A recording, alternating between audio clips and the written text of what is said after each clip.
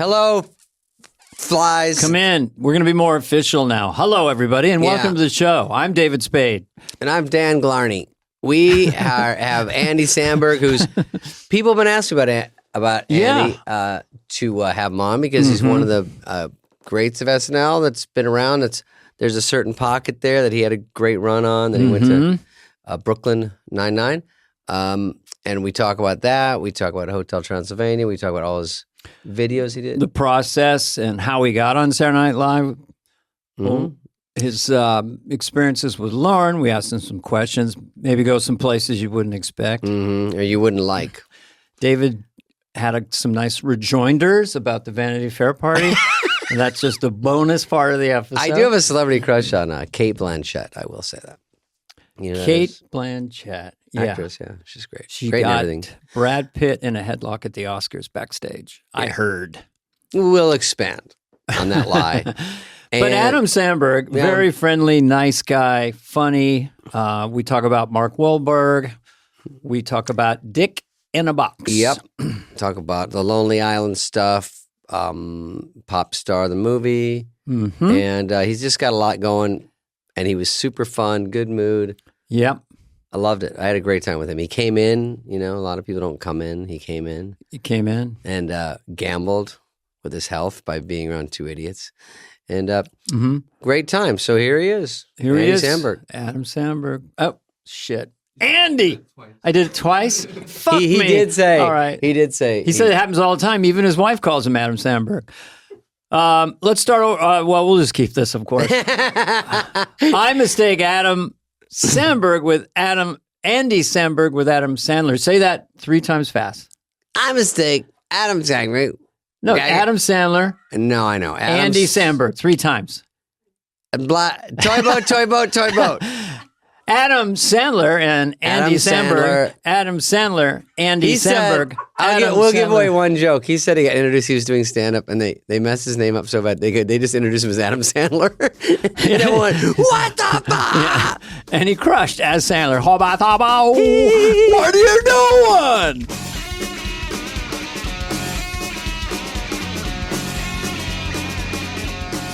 He did kind of the same thing where you were on the show, and then you went to a sitcom pretty quickly. Was it right the next season? Yeah, and I mean, I didn't want to. Yeah. And then it was just Mike Schur asked, and I was like, oh shit.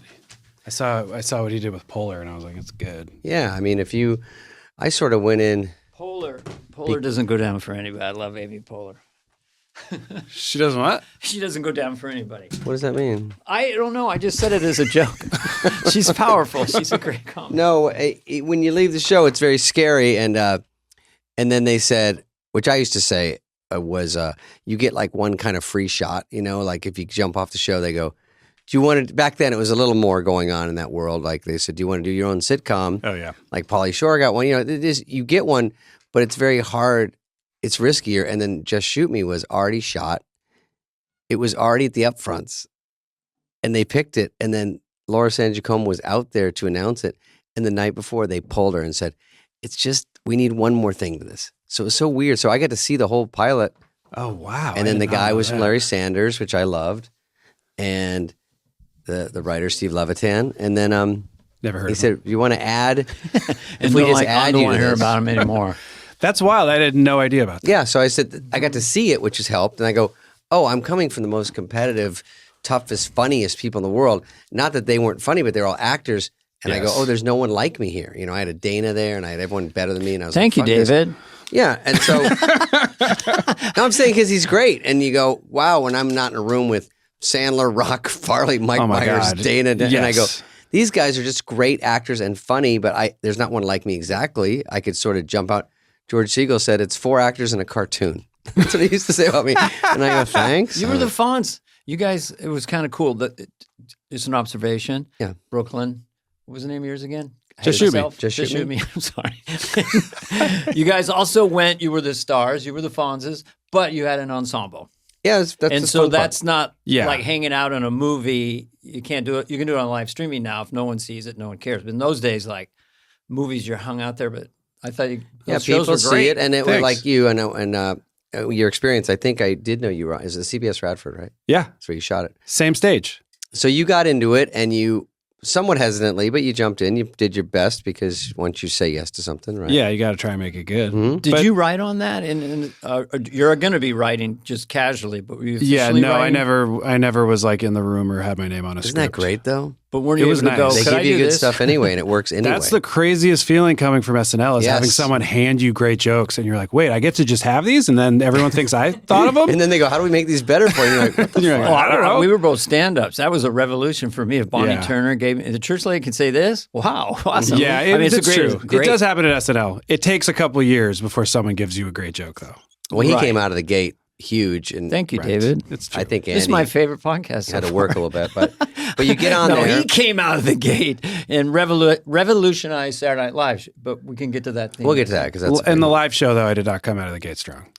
But you revolutionized the thing, right? YouTube comes out, SNL's still going. Yes. And then you came in with your buddies and it went, boo, it went. It was fortuitous timing, I Yeah. like to say, with the YouTube stuff. Because, you know, Yeah. it started with like Albert Brooks doing short films and McKay did short films. And it was like a long history of it at the show that we Schiller loved. Vision. Exactly. Schiller Vision's great. Even like the Eddie Murphy stuff, Mhm. with doing like White Like Me, where he was like walking around town. Like there's always cool pre-tapes. We just were like, we're going to do them every week. It's hard though. SNL Digital even got a name. Yeah. It's like a exciting idea. Yeah, and they it was the first one was Lazy Sunday, if I'm correct. It was the first one people liked. Do you think you blew up YouTube or YouTube blew you up? I think we are responsible for YouTube and they owe us a lot of I think it dough. was sort of I knew a guy mutual. who was trying to do YouTube and he was like 6 months late.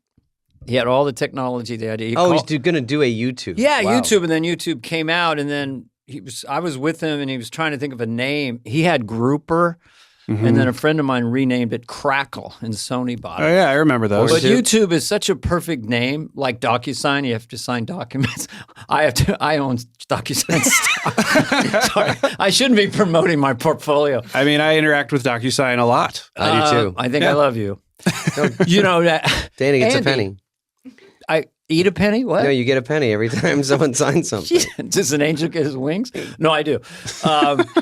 So YouTube was only out about 6 months, right? Or Yeah, maybe. that sounds about right. I mean, we hadn't heard of it until someone told us they just watched Lazy Sunday on YouTube. Oh, wow. And then we were like, what's that? And then we realized, oh, someone finally thought of an actual good layout for streaming videos. Because there had been tons of websites trying to do it. Yeah. And especially like comedy shorts and like that kind of thing. And we would submit to websites our Lonely Island stuff that we This were is making before us. before SNL. Yeah.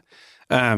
And we had our own website that we like somehow finagled server space on, you know, Because to, it's to right, run. But right around server broadband was space. starting something to come like in, that. right? I don't know. Already lost me. Broadband, I heard, was starting to come in. So Yeah, then it YouTube, was- it was perfect timing. Yeah, and you got to keep, you know, they just eradicated measles. But we heard of YouTube and then like the next Yeah. week put all our videos on YouTube because we were like, oh, this is the best version of Shovel Yeah. them on there. it. Yeah, it finally works. You found a spot. Yeah. You and I just want to get the pronunciations right. It's Andy. By the way, I said about Andy's name, your name was David. I want to say Listen to this thing. This is what someone told me. Look, his name was Andy. Somebody told him And they that. called him David. No, his name was David. And my brother's name is Andy. And my name's David. You can't make this. Yeah, you could. You you could can't make it. make Was your it friend, up. was the person who told you Wick, Adam Samberg? last name Apedia? Yeah, it was Wikipedia. It was printed out. But I know about you. I just didn't know that. And That's okay, a but your tidbit. bandmates from 8th grade. it's a little Akiva. smaller than a tidbit. Akiva Schaefer and Yorma. And Yorma Taccone. Jeez, talk about Akiva Wikipedia Schaefer, over here. Yorma Yeah. Takomi. Taccone, yeah, with him N's. too. But it's his fault for having that name. Like people, yeah. Oh, I was Dana Garney for years, and no one ever got it right. You were what? Dana Garney. Dana Garney? No one the knew guy his who's name. who's up next to stand up. Well, by the way, Dana Garney. I've been. Oh, you must have been. I'm Adam. Everyone thinks I'm Adam because of Sandler. Oh, yeah. Even Like, your hey, wife. Adam Samberg. Oh, right. Sometimes It's Andy too Sandler. close. Andy Yeah. One time I was doing stand up before I got SNL, and someone literally introduced me as Adam Sandler. And everyone went, "Ah!" And I walked out. I was like, no. That's not my name. I'm so sorry. I also like him. No, I got introduced as David Bowie once. David? I got introduced. Here's my one they mess up. David Bowie. I go to the Improv a couple times a week just to give them a little treat, you know? Oh, yeah. And then Give them a taste of the magic. They go, what do you want to say? And they go, I go, just say, because the last movie on Netflix was The Wrong Missy. I go, just say The Wrong Missy and some other shit. And they go, got it. And they go, this guy was in The Right Matilda, The Quiet. And I go, why is that one so hard? They say it wrong every single time. You say it wrong, too. I came up during the Rough and Tumble Club days. My biggest intro from Tony DePaul at the Holy City Zoo, and I'm a nervous stand-up. Here he is, Dan Agarny, the man who invented the blowjob. That was the first one. that was it. And you're like, I didn't ask him to say that. That's a great Or one. he'd say, some people think he's funny. I don't know about that. You know, it was Rough and Tumble. Yep. 40-seater. They're trying to nag you on the way up. 40-seater. Then Rob Williams would come in. I just wanted to play, and he'd do like 3 hours. I'm going back to Brooklyn. I want to go back to listen to this Brooklyn Nine-Nine thing, because he got it for an Emmy. I think he won an Emmy. 2 Golden Globes. Who Globies. does his homework? Oh, I got some Globies. Back when that meant something, you know? sure. Do you want to hear people say, don't Yeah. ever talk about yourself on the podcast, but guess what? So here's what's going to happen. All right, so internet. I'm in the 5 audience, minutes and of they David go, right now. Golden Globe. By the way, we're back in fucking Azusa. You know, they keep the people from TV, the Golden Globes on TV. Tom Cruise is up front. I'm on the third deck where I have to take 2 elevators to get to the stage. They know I'm not going to win.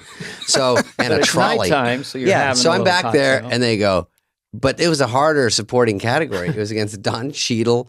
It was against every supporting category on TV What was and movies. the category? Supporting in anything. For your show. Yeah, Okay. for Just I Shoot got Me. it. Got it. So I'm up against Gregory Peck, Don Cheadle, a guy from Seriously, ER. Gregory It's Peck. drama, comedy, everything. So Yeah. I already won because I just got that far. Yeah, that's and so crazy. they go, No, but seriously, Gregory Peck, that's not a joke. he beat me. Yeah. Fuck. He did 90 seconds in Moby Dick, and he goes, I can't believe I'm getting it. I'm Award for kissing 90 seconds. bigger I'm like, no lips than fucking more. shit. Gregory Peck. I slugged out 148 episodes. Anyway, and then at the Who Emmys, the they go fuck like is this. David Spade. I'm Gregory Peck. Sorry. That's spot I threw on. it out People there. that As don't I even- know Peck, that sounds like Yeah, that's Peck. Everyone listening is going, it's not close enough to an old I person. met him once, so what happens? So at the Emmys, they go like this.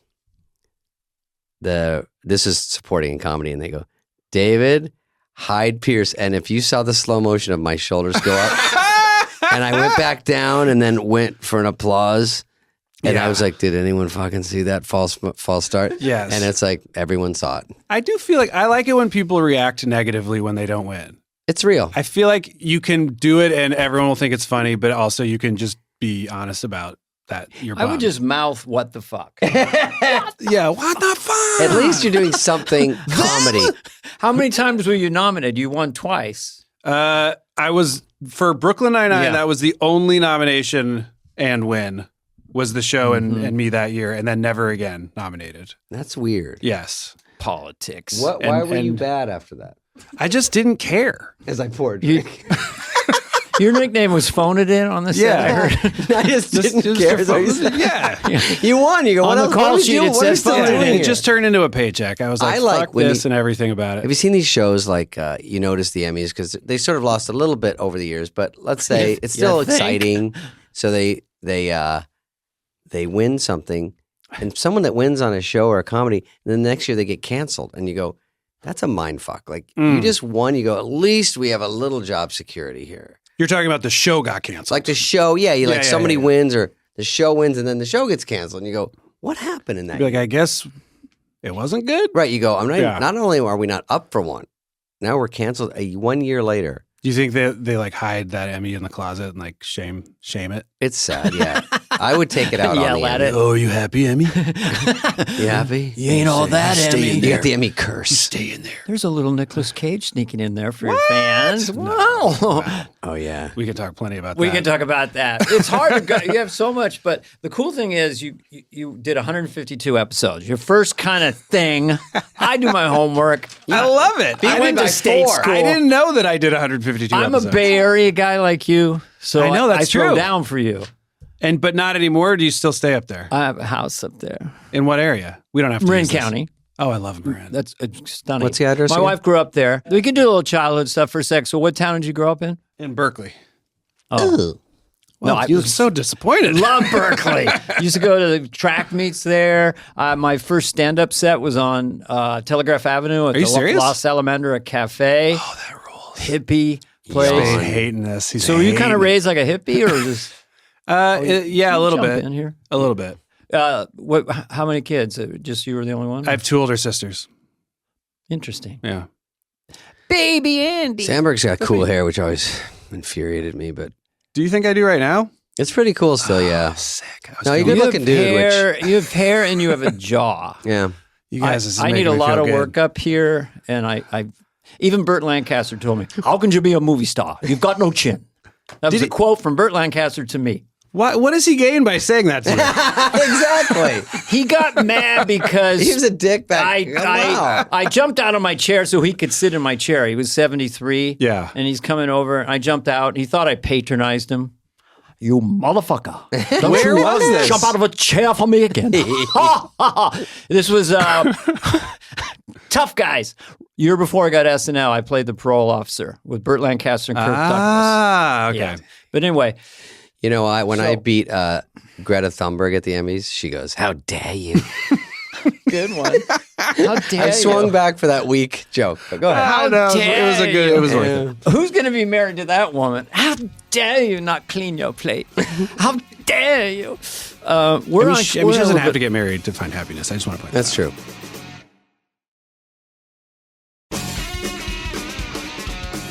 Did you have it like an artistic childhood? And was there stuff going on in the house with your mom and dad? Or how did you and your 8th grade buddies get so into comedy? We just were. I don't know. You just met these guys like soulmates, right? And Yeah, actually, I just found a letter I wrote myself. It was like a 3rd grade exercise when I was 8, where they're like, write a letter to yourself what you think you'll be in 20 years. My mom just sent this to me. Wow. From the basement. And it was like, I'm going to be a famous comedian and I'll be married and I'm going to have 2 kids. And I was just like, oh shit, it's all exactly what happened. How cool. wow. That's How pretty old cool. were you? 8.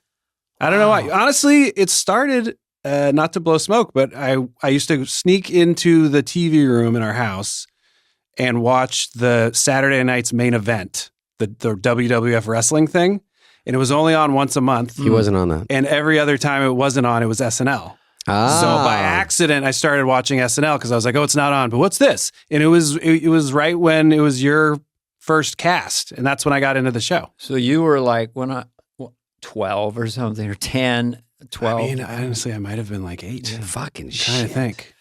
Wow, that's cool. I'm 44. I'm glad I didn't Dana's fuck up. So I didn't make you want to quit. Like 91. that guy's No, such I was a like, dick. "You can do this. This is allowed." I want to be know. like that guy. I'm pointing at you right now for people because you can't see Yeah. us, but I'm pointing right at you, Dana. We can never forget that. I mean, it'll hit me sometimes if you're up there in a costume on a stage somewhere doing something. You go, "This is my job, really."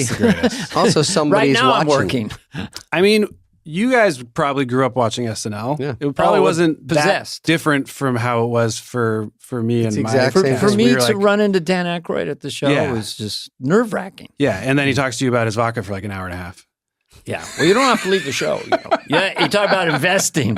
He was an investor early No, on. it's insane to bump in anyone from that original cast. It's crazy. When they They're walk the in your rock stars. office, you ever seen them walk Yes. around the offices? And Aykroyd came in, knock, knock. I All right, know. sir. Fair enough, sir. That's right. He's good about it too. Aykroyd's very like, I liked what you did. I know it's Yeah, very funny. And you're like, holy shit, this is Yeah. crazy. Every Yes. time I run into him, he goes, the church lady was kind of, sir, it was sort of a perfect comic character. If I see him at the 50th, I'm waiting for it. I go, hey, Dan, what about Did you go to the 40th? I was at the 40th. yeah. Fun, right? I did a video with Sandler. We did the thing about everyone breaking.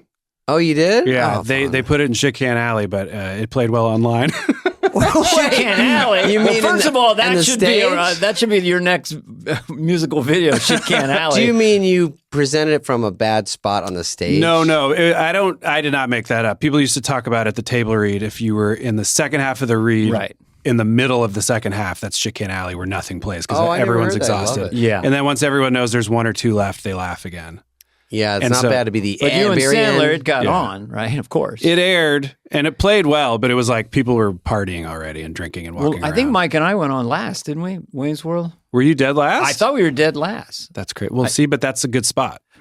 Then they're I said waking we up should going, it's almost close her. over. I said we should be either really angry or really flattered. I said that to Mike right before he went out. I think probably a little of both. It worked out. You know, it was interesting. I probably shouldn't say this. Say anything you want to me or David. It was such a comedy room, and people are so fucking like SNL competitive that like the monologue opening thing was Timberlake and Fallon doing like SNL through the years, and it was like a full on crowd pleasing showstopper. Yeah, and half the room was kind of like arms crossed, like. And I was like, Jesus, I don't want anything I do to air in this room. We're all wounded little clowns. Yes. If he does good, then I don't do good. And everyone at home was like, this is the greatest thing I've ever seen. Dude, I was doing bye-bye and Jane Curtin was yelling, fuck you, to me from the front row. Yeah, take your own advice and skedaddle. Jane Curtin, of all nice Jane people. Curtin was cool. She's wonderful. Will you be at the 50th? We ask everybody. If I'm invited, I gotta go, right? You're going to be invited. You never know at this point. I heard there's no +1s. That's always weird. So my wife's not coming? Wait. That won't go down well. I heard there's no +1s. You know, you weren't at Vanity Fair the other night, right? I didn't go because of the knee. Oh, the knee. I just want you to know I was invited, though. Oh, yeah. Dana, this Vanity Fair thing. I should have brought fucking Dana. Oh, I couldn't. That's the point. I couldn't bring anyone. I was invited for 25 years, never went. So finally they stopped inviting me. Oh, got it. For people at home, they hear about that Vanity Fair party, like the Oscar party, right? Yeah. So there's one at Gaio's after that, which is really fun. And that's, at least I know him, so it's easier. But Vanity Fair, it's not an audition, but you just hear if you want to go to the Vanity Fair. I always thought I was always invited. And then one year I go, hey, I didn't hear about that Vanity Fair. I think I want to go to that and bring my buddy. And they go, it's just so tricky this year. I'm like, oh, what does that mean? They're like, I can't go. And they're like, it's not that. It's just that you can't right now. And I'm like, so it is that.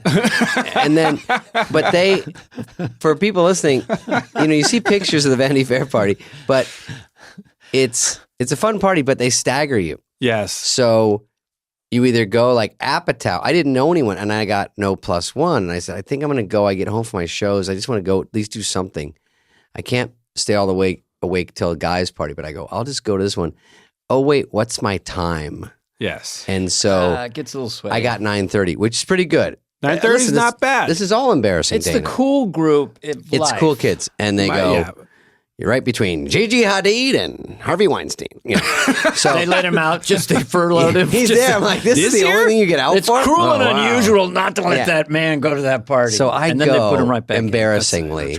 But 9:30 is not bad. One year I got midnight and no +1. I didn't go. Too embarrassing. Now you got Fly on the Wall, so it's a hit podcast. No, they know. This is it's so you're going to be... But back to our guest. No, I want to tell him because I want to say because he's done this. It's embarrassing that when you go and you go you get out by yourself, and I hit Apatow and I say, "Are you there?" And he goes, "Oh, I got here at 5." I go, 5. He went at 5. What do you have a head cold? He went to. How does he sound? Do it again. Yes. Let's get my head cold. Everyone has a little Apatow. You cop an attitude and just say the name. You do the thing where you I'm Judd Apatow. How you guys doing? I'm Judd Apatow. That's pretty funny what you did. Oh, yeah, that was really funny. Yeah, that's good. Yeah, he does say that. He does say that's funny a lot. So anyway, very generous. I get there. I go to the press line. All the I hit right when all the models hit, and they're all 50 feet tall. And I go, "Can I just cut in front of you guys and just?" And they're like, "Is someone talking?" And so I go. I remember I went up to Jessica Alba. I go, "Oh, I thought you were Nancy Pelosi." That was my joke to her. Yeah. And she goes, "Fuck you." And I go, "No, she's right behind you." And I go, because it's funny. Because one time she kicked me in the ass at the Golden Globes, and she said, "Hey, Fats." And I turned around. I don't even know her. Nancy Pelosi? No. I know, I'm sorry. I know. That's funny. And I fell for it. Hey, Fats. Can I do my name? No, I saw Nancy Pelosi at Wendy's once. No. I tried to get you back. Nancy Pelosi always looks like she just sat on something cold and wet. That's not. Sorry, that's my Nancy Pelosi joke.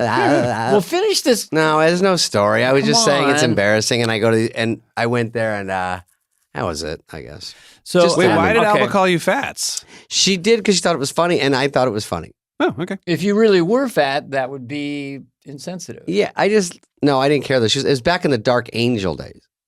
Oh, so we're talking Dark Angel. That's when I used to get to go to the Golden Globes. Oh, yeah. So this time, we're talking I was just getting her back because sometimes if I see her, she says something like that. So Understood. You guys have kind of like a... She was funny, yeah. So You have carpet rapport. It was nothing mean. It was just being stupid. Carpet rapport, you're That right. is a thing that if you go to a lot of award shows and award show parties, you do start having like award season friends that you only see at events. And it's a very strange phenomenon. You're like, hey! But then you like... And you never see them again. You're never like, we should exchange numbers. You want to hear something weird No, for you 10 just see them at seconds? the next Just party. see them at that. I went in 91, I think, because of Wayne's World.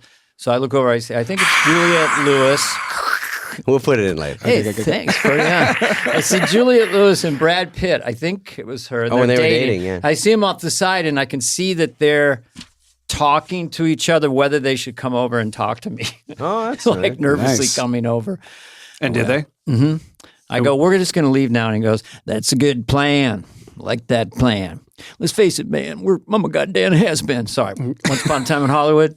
Yeah, I've seen it. Oh, yeah. That was Brad Pitt. Really good. 11 You were times. in that, right? Yeah, neither. No. 11 times. What I'm interested in right now Say hello to your about this mother, podcast, shit. I'm interested in Andy and his Yes. buddies.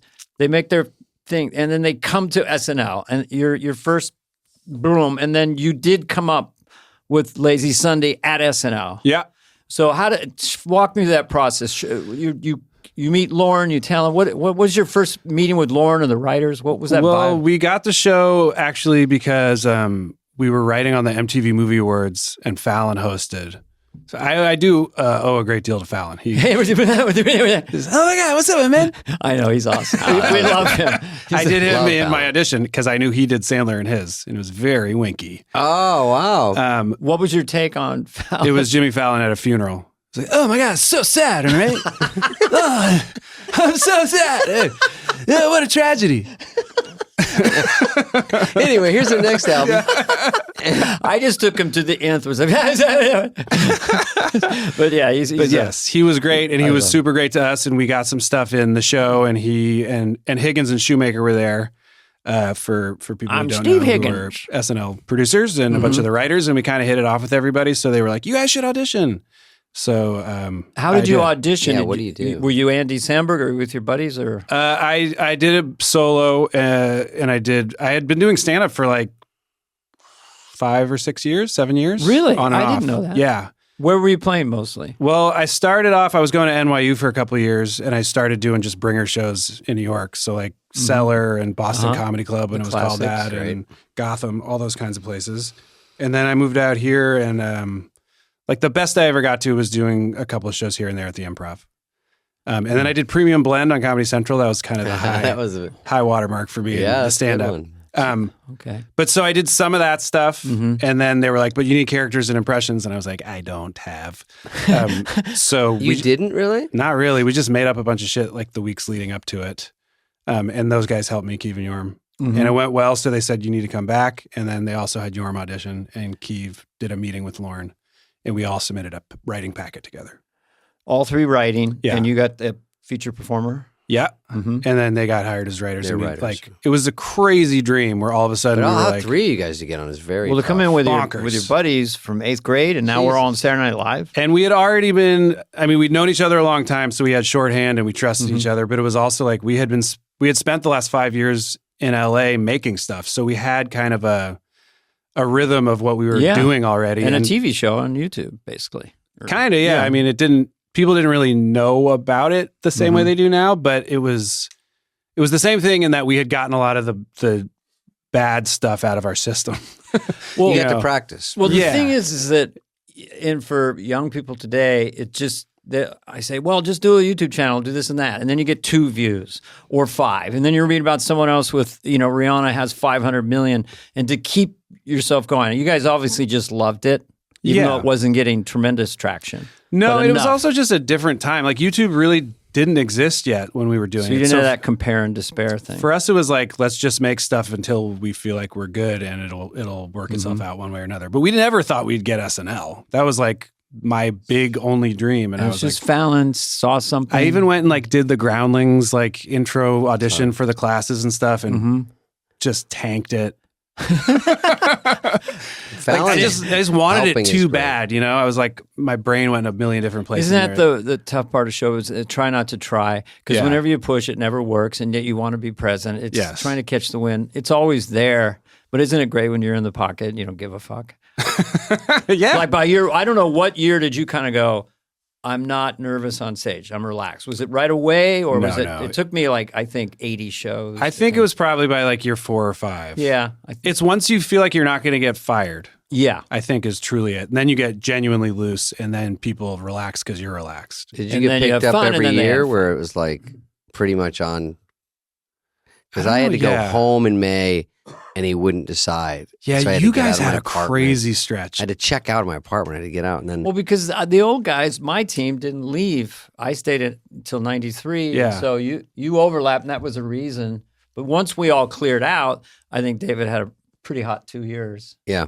When you guys were all there at the same time, like the 2 different generations, we were, and you look at it, it's so rare in the history of the show where you look at both generations and it's fucking stacked in both. Yeah. That's the craziest part to me about when you guys were all 90 to 93. That I feel like that was the most loaded, because we had David and Farley and Sandler and Chris Rock, and they're coming up and doing stuff. Adam's getting the guitar, he's going. And then we had Phil Hartman and myself and Mike Myers. Yeah. That's Dennis a lot of people making shit that like ended up on a t-shirt, you know?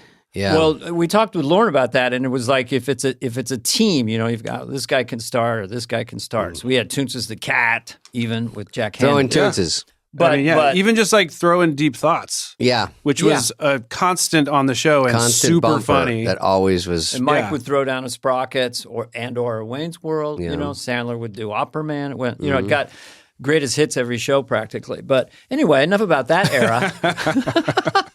This is called Dana and David. No, I like. So I want to hear, if we can, tactily. You go in to Rockefeller Center. Yes. What are you feeling? And do you have a private meeting with Lauren or with the 3 of you, or what? You mean when I got hired? When you got hired, first time you went and talked to Lauren. They had me and Bill fly out. Bill Hader? Yes, sorry. Me and Bill Hader to fly out to, I'm told, to meet with Lauren. Be like, you auditioned twice.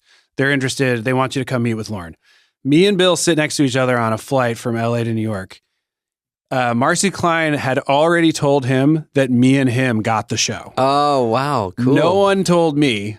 And Bill, bless his heart, pretended the entire flight that he didn't know, so he didn't be the one to tell me. He wanted me to have like my moment where I got to actually find out. That's nice. So the whole, he makes fun of me now because we talk all the time. He's like, you were like, oh man, I wonder if we're going to get it. Fucking idiot. I knew. But so we get there. He goes in for his meeting, which is just saying hi to Lauren because he knows he's got the show. Then I go in and I talk to Lauren, maybe 10 minutes. And it's Lauren, so he gives you nothing. Mentions nothing about anything. Was there anyone in the room?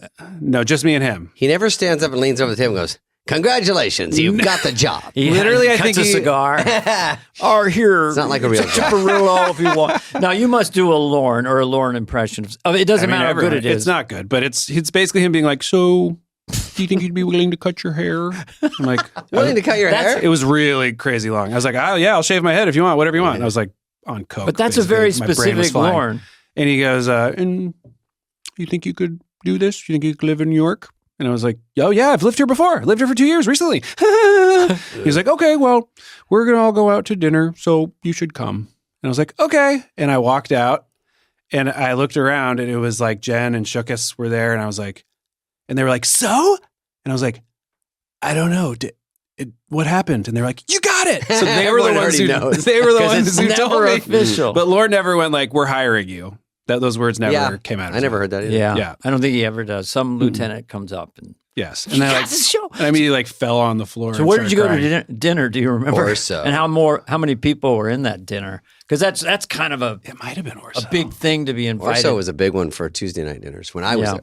I remember wherever we went, it was in that theater district area. Yeah. Mm-hmm. And it was me and Bill and a few other people, and Conan was there at a different table. And they were like, oh, Conan, you should meet. These are going to be 2 new cast members. And I was just like, fun.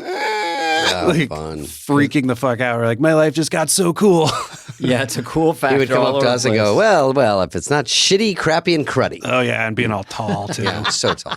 So Shitty alpha crap. dominating. That's an animated show. It's a funny one. Shitty, crappy, okay, right Did after you, this when you day. did impressions, like you said, like I didn't really do impressions too many, but when did they assign you one or say, hey, can you play this? Or did you do Marky Mark? That one, all my impressions happened on accident. Yeah. Like I think Emily Spivey and someone else were the first ones to be like, oh, we put you in this thing as Nick Cage. And I was like, I don't do Nick Cage. But so I just worked on it and it ended up being something I found out that I could kind of do. And Wahlberg, I was doing some bit with Jonah Hill, actually. We were hanging out in the summertime and he was like, you kind of sound like Mark Wahlberg right now. And I was like, ooh, Yeah. anything to get on the fucking Anything. show. Yeah. So I tried that and I wrote it with Steele. But say hello got to a great hook your mother with for me Wahlberg. is the funniest thing to say. Wait, which character says that? He does Wahlberg. Oh, You're with a Wahlberg. I saw donkey him or talk something. to animals. Yeah, he talks to animals. That was Steele's idea. But you found that rhythm, that hook, that It's funny. Like, Yeah.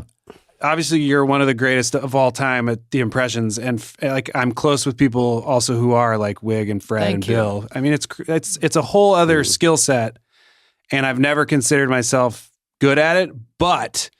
There's like a few times in my life where I have found it and I'm like, oh, this must be what it's like for them all Fun, the time. though, yeah. Like it is really fun It to can do be it. hard. And it becomes its own language and it becomes its own character.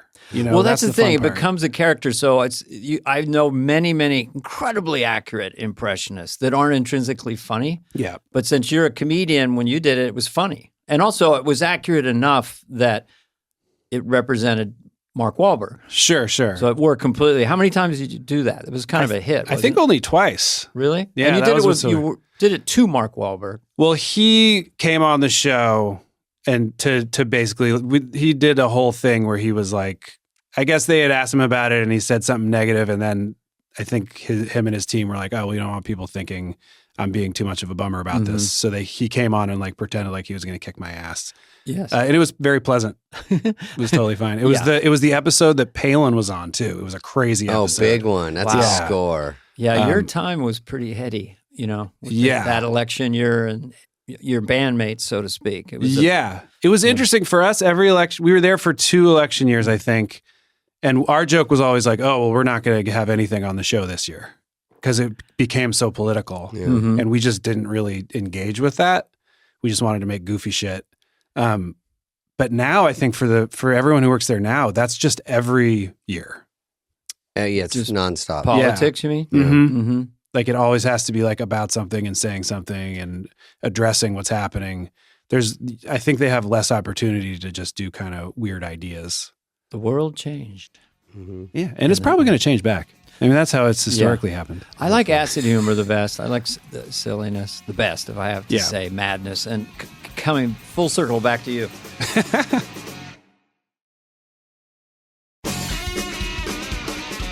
So, Lazy Sunday and the Princess at Narnia, like, are you writing that when it's coming together? I'm just curious, like, that's your first SNL? Is that the first one or not the first one? That was Or the second one. We had made one short that aired before that called Lettuce, which was Bomb. No, I'm kidding. Hey, come on. Hey, David, that's kind of mean. No, he's the one that He's said. our guest. What are you talking about? No, he said But that was it as part of SNL, not He a said- pre-SNL.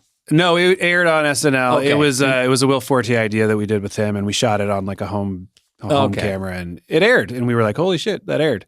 And then Lazy Sunday was the second one that aired, but that wasn't until the Christmas episode of our first season. Did you show it to Lauren when you got it completely finished? No, Ahead I of think time. the first time he saw it, I think was at Dress. And Yeah. I assume you guys knew you had a hit with that. No, one. no. It We felt were- irresistible to me. But Once it aired, we were like, "Oh shit, this is." I think people really liked it. The crowd liked it. Yeah, Yeah. was a new feeling. And you came out real hot. I don't really remember your Yeah. beginning part, but I just remember Thank you. knowing that you were closed there it. and you were good. No, and it was wormed in over time. we had been there up till Christmas to that point, Mm-hmm. and we had gotten stuff on and we were getting along with everybody, but we weren't like, we're killing this, Blowing up, Yeah. yeah. So Right. for us, it was still the mentality of, oh, it's going to air. Yeah. Like it was it was still that early. We're Yeah, like, you don't "Oh, want to they- jinx it. I think it's going to air. Mhm. And then the crazy thing that happened with Lazy Sunday was what you brought up, was it all of a sudden became a news item because everyone was like, there's a website called YouTube. And then every article about it was a picture of me and Parnell. Yes, you kind of represented YouTube in a way. When you do this, do you say, does Shoemaker or someone say, you should put a cast member in it with you? Or is that your idea? What do you mean? Like it's you and Chris Parnell. Oh, yeah. Well, in the beginning, we Keeve and Yorm shot one that was an idea that we all had when I was in LA for an off week taking generals. Yeah. Time well spent. Take those generals. General meeting. Yeah. And they're just generals now? I came back and they had made something and I was like, oh shit, it's that idea. It's so funny. Mm-hmm. And we showed it to Shoemaker and Higgins and they were like, you guys just went and made this? And we're like, yeah. And they're like, do stuff like this for the show, but put the cast in it. That was literally what they said. Yeah. And they'd say put the cast on because you're too new. So did Parnell, did you have to coach him at all? Because like if someone cast me in that, I don't know how you're double tracking to get, because it sounds like real rap. All of your stuff does to me. Right. Like, yeah. So what do you double track? You put effects on it. It just has this muscularity. Yeah. We had been making songs for fun and we had shot a few music videos for them. That was like something we had sort of started doing before SNL. And we're like, oh yeah, we could try a song here. That might be fun.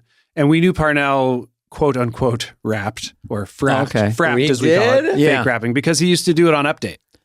Like he did a thing, I think like Britney Spears one week was the musical guest and he like did a rap dedicated to Britney Spears that we thought was super funny. What a score for him to be in that though. Yeah, but it was also awesome for us because he was fucking hilarious. Yeah, like as soon as it starts, you're like, oh my God. Parnell is so in. He dedicates his brain to it. Like him and Forte both have that weird like gene of a performer where like they will never break no matter what. Like they're so in it. They're really serious. Forte is there's like a slight psychosis to it that makes you laugh so hard because you can tell they're actually lunatics deep down and you love it. There's something a little different. Something's wrong. Yes. And Forte had his own lane. He did some brilliant. Yes. Just only he could do. I would say he probably, of everyone, and this is saying a lot because I loved almost everyone I worked with there at the table, he was the person I was always the most excited to see what he was going to do because it was always so weird. He was so weird. Yeah. I remember the potato chip one where he came potato in chips an all-timer. I told him back then, and he goes, "You saw the potato chip one? I just watched it one night on television." And I go, "Yeah, it was." Comedians, we know where all the tricks are. We know, but to get surprised by another comedian and the commitment, then you have to just commit.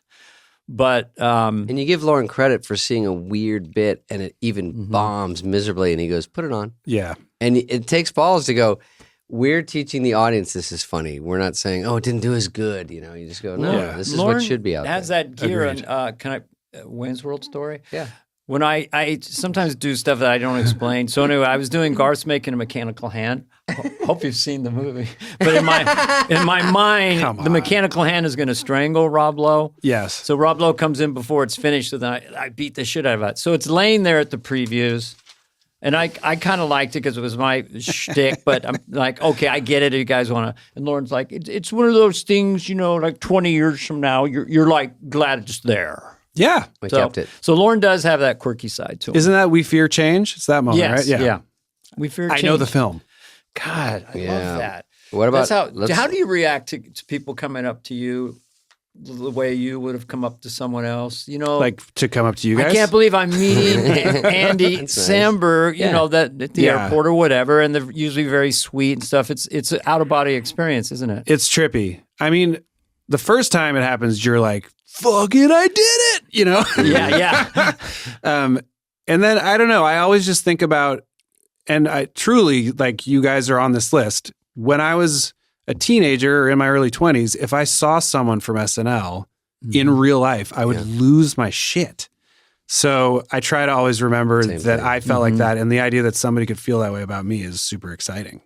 I never quite hits you the same way, though. Like, when I see Aykroyd or I saw Dana, those guys, it's never the same as when people see me. I go, "Oh, that's not that exciting." When they saw me, but I go, "I see these guys." You know what I mean? But you got to remember, like when it's whatever. Everyone says this about SNL, right? It's like when kids and teens are a certain age, that If you're in cast that pocket. is their cast, and That's it it. means Sure. way more to them than even the original cast, which feels impossible to us. Movies too. When you grew 12 up on and movies, 13. Yeah, you've seen Aykroyd after Blues Brothers and shit, and you go, yeah. "Oh my god!" I don't, But dude, Wayne's World and Tommy Boy are those for me. Yeah. Way more than Blues Brothers. Nothing against Blues Brothers. Yeah. It's No, just it's just the those were age you were my at. those were Yeah. my years where I was like, holy shit, I can't believe that they're getting to do this, Mhm. and it makes Yeah. me feel like I have a place on Earth, like literally. because you want to do that stuff. It's Yeah, like, shit, we and got I to- still quote those movies like every week. Yeah, that's nice. I can believe you remember We Fear Change. Yeah, Did dude. Garth say that? Garth said that. We fear change. We Fear Change. And then What about this pop star movie? See, oh yeah, I think I told that whole Vanity Fair story because Bieber was there. I think that's what I was leading up to, is that right? and he was wearing a blanket. Remember that? He's wearing a poncho. Did you see that? I this wasn't weekend? there. Let's look at a clip. Let's go to the phones. Bieber, but it wasn't really a Bieber parody, but they marketed it I as like a Bieber parody. I like Bieber as well, Yeah. and we met him Nice a bunch kid. of times at SNL. I'll say this: Super talent. I mean, obviously, in that moment, it was like he was one of the biggest pop stars Of in the world. course. He still is. So we're making a movie about that world. Mhm. So there are definitely jokes in it that are inspired by him. Like, Sure. And you exaggerate a situation like he's a big pop star. What's the funniest version of everything doesn't mean it's about Bieber. correct. It's about, But there's Oh. also a lot of stuff about a lot of other people in it too. And then a lot Right. of stuff we just kind of made up. yeah. I will say this. Judd, who, bless his heart, is the reason we got to make that movie. oh, that's right, Judd. did Fully produced it, fully ushered it, told us like, hey, if you guys wanted to make a movie like that, I'll produce it, and just gave us basically a free pass to make a movie. Yeah. I think he was in line with Universal more about making the marketing feel a little more Bieber leaning. Mhm. And we were like, this is Judd. He doesn't fucking miss. So Mhm. whatever you guys want to do. Sure. And then we ate shit at the box office. Ate a whole big pile of shit. On a movie that is funny though. That's Yeah. a very colorful way to put Thanks. it. But I've been in a couple of stinkers. I'll tell you what, it wasn't because of the marketing or the Bieber stuff. It was just like people didn't want to go to the theater for But it. also, But now people hasn't it found a reference it place? still. Sorry, Yeah, isn't it people kind of still a like it. cult film in Yeah. a way? Is that like the people who are going to love it are going to be quoting it and possessed by it? I'm assuming. I mean, most of my favorite comedies didn't do well in theaters. Most. Mm-hmm. Wayne's World obviously is an exception. Mhm. And you know, there's exceptions. There's Anchorman, which is one Sure, of my all-time it's favorites love it. that Yeah. did really well. But generally speaking, you know, like we were kind of like riding Spinal Tap's coattails, and Mm-hmm. when it came out, I just kept reading stuff about how when Spinal Tap came out, it was in like 6 theaters or something. you know? bombed. Yeah, There was And like then Wet Hot now- American Summer. There's a bunch of ones. Oh, going Wet on. I Hot was is in the Spinal greatest. Tap. And that's right. Jeez, you know my whole. You were in Spinal Yeah. Tap? Andy Samberg is interviewing me today, and we're having a. I was in Spinal Tap, the mime waiter with Billy Crystal. That's right. It's super Oh, funny. wow. How fun. But to me, that movie was, to your point, that was sort of like, God, they could make a movie like that. It's like the first mock documentary Yes. that I'd seen. Is like, this Dude. is so cool. It's one higher. Have you The band was at watched 11. that movie anytime recently? Maybe not in the last couple It's years. crazy how well it holds up. Like just the pace of it, and it doesn't seem like it's rushing at They're all. not pushing. Yeah, yeah. but it's it doesn't unreal. waste a second of your time. Like it's just like type it. Mhm. Every joke is funny, and they get out, and it moves, Yeah. and the story makes sense, and you actually kind of care in the end. We It's did, Kevin Pollak and I talked like Christopher Guest for like 3 years. Yeah, Every sure. time Yeah. we talked, and we actually played blackjack at Harris. We were playing, and we just did it going. Talk like this. Well, Yeah. I'll give you. I'm supposed to take your call. Do you want me to take your call? And try to do it is real enough that they maybe believe it. Sorry. When I did Coneheads, put the applause. Thank you. Coneheads, With David Michael Spade. McKeon, I'd ask him on Spinal Tap. yeah. And Coneheads, after it came out, was probably better than Spinal Tap. Anyway, Coneheads was great. Yes. Coneheads had so many funny people in it, and it never just gelled. Well, I love perfectly anything together. where they're called Coneheads and their heads look like cones. It's perfect. I always like the nail on the head. Maybe it was too on the money. I auditioned for Spinal Tap. You might find this interesting. I came into Rob Reiner and the whole cast. I'm auditioning. You did? Yeah, to play the Wow. drummer or something. Great. And then I go, this is nerve wracking. You guys are all friends, and I'm just walking in here. And so they all goes, oh, we get that. They all just immediately left the room. they just got out of the room. Wait, I'm waiting there 5 minutes, and they come back in. They go, oh, we're a little nervous. Well, how long have you been in here? But I think they felt sorry for me, so they gave me the mime thing. Oh, That's dude, this nice. guy was in Grown Ups too. was I ever. Oh, the cheerleader scene, which was That was a good hysterical. group. That was a fun day. That was a great thing to use guys like you, where not to waste your time. It's like one bit funny and get out. You know? I mean, yeah, that's the thing too that I know you know about. Once Sandler likes you and puts you in stuff, he'll be like, "Just come do a thing." And you're like, "Okay, we'll figure it out later." Andy, we're doing something. He has a very sweet, whispery so thing. we're gonna do a thing. you might wanna- and you'll be like with a bunch of suds on you and stuff. You're going to be so funny. There he is. Adam has a lot of the best. Yeah, the best. a lot of rhythms to him. And So and we he's- should He's in Hotel Transylvania. we should talk about That's some right. of these As are you. monster things. Dude, you were in the fourth one, right? Yes, Andy. I Were was you? in the- Yeah. I Was in Selena? Yeah. Oh, Adam wasn't. Correct. Oh, that's right. Yeah. You've was- been in four. We've been in 4 together. We've been in the I was in 2. By the way- trenches of Hotel. By the way, that is like the true like business joy of when Sandler likes you. Oh my God! He called me Keeps after giving. we did That's My Boy, and he called me after that. Was like, "Hey, we're doing this animated thing, and there's a goofy guy. He's the only human, and you're going to be that guy." And I was like, "Okay, thanks, Sandman." And then like 4 movies later, It pays off. Oh my yeah, God. I'm just like, okay. I have a story about that, Dana, but it That's awesome. involves Yeah. Andy, unfortunately. Okay. Well, You have the floor. On Hotel Transylvania. So do you remember this? The first table read at Sony, Yeah, and Amy Pascal was there, yeah. and it wasn't Selena. Who was Mavis? I truly have no idea. Miley Cyrus. Whoa, really? And she was a half hour late. And it was me, Sandler, you, everyone was there waiting. Yeah. And they're like, and then it was dead silent because, Amy is the president of Sony. Comes in. Okay, we got a call. She's on the 405. She's getting off at Sawtell. Everyone's like, Oh my God, that's she's so still not intense. here. And it was like, she comes in, hey, sorry. And then sits down, rifles through the script. Like, I don't know if it's a cold read. I was like, first of all, I love Miley Cyrus. First of all, she's a great she singer. loves you too. She's unbelievable. I just saw her do Like a Prayer live with her cowboy hat on. She's She a can great sing. singer. This was just an off thing because she did the table read and the movie obviously went fine, but Yeah. they got Selena I don't remember that. right after. And That's so weird. I don't know if that Miley don't decided not to do it or it just was not a perfect fit, but Selena's obviously unbelievable and great. And she was, Yeah.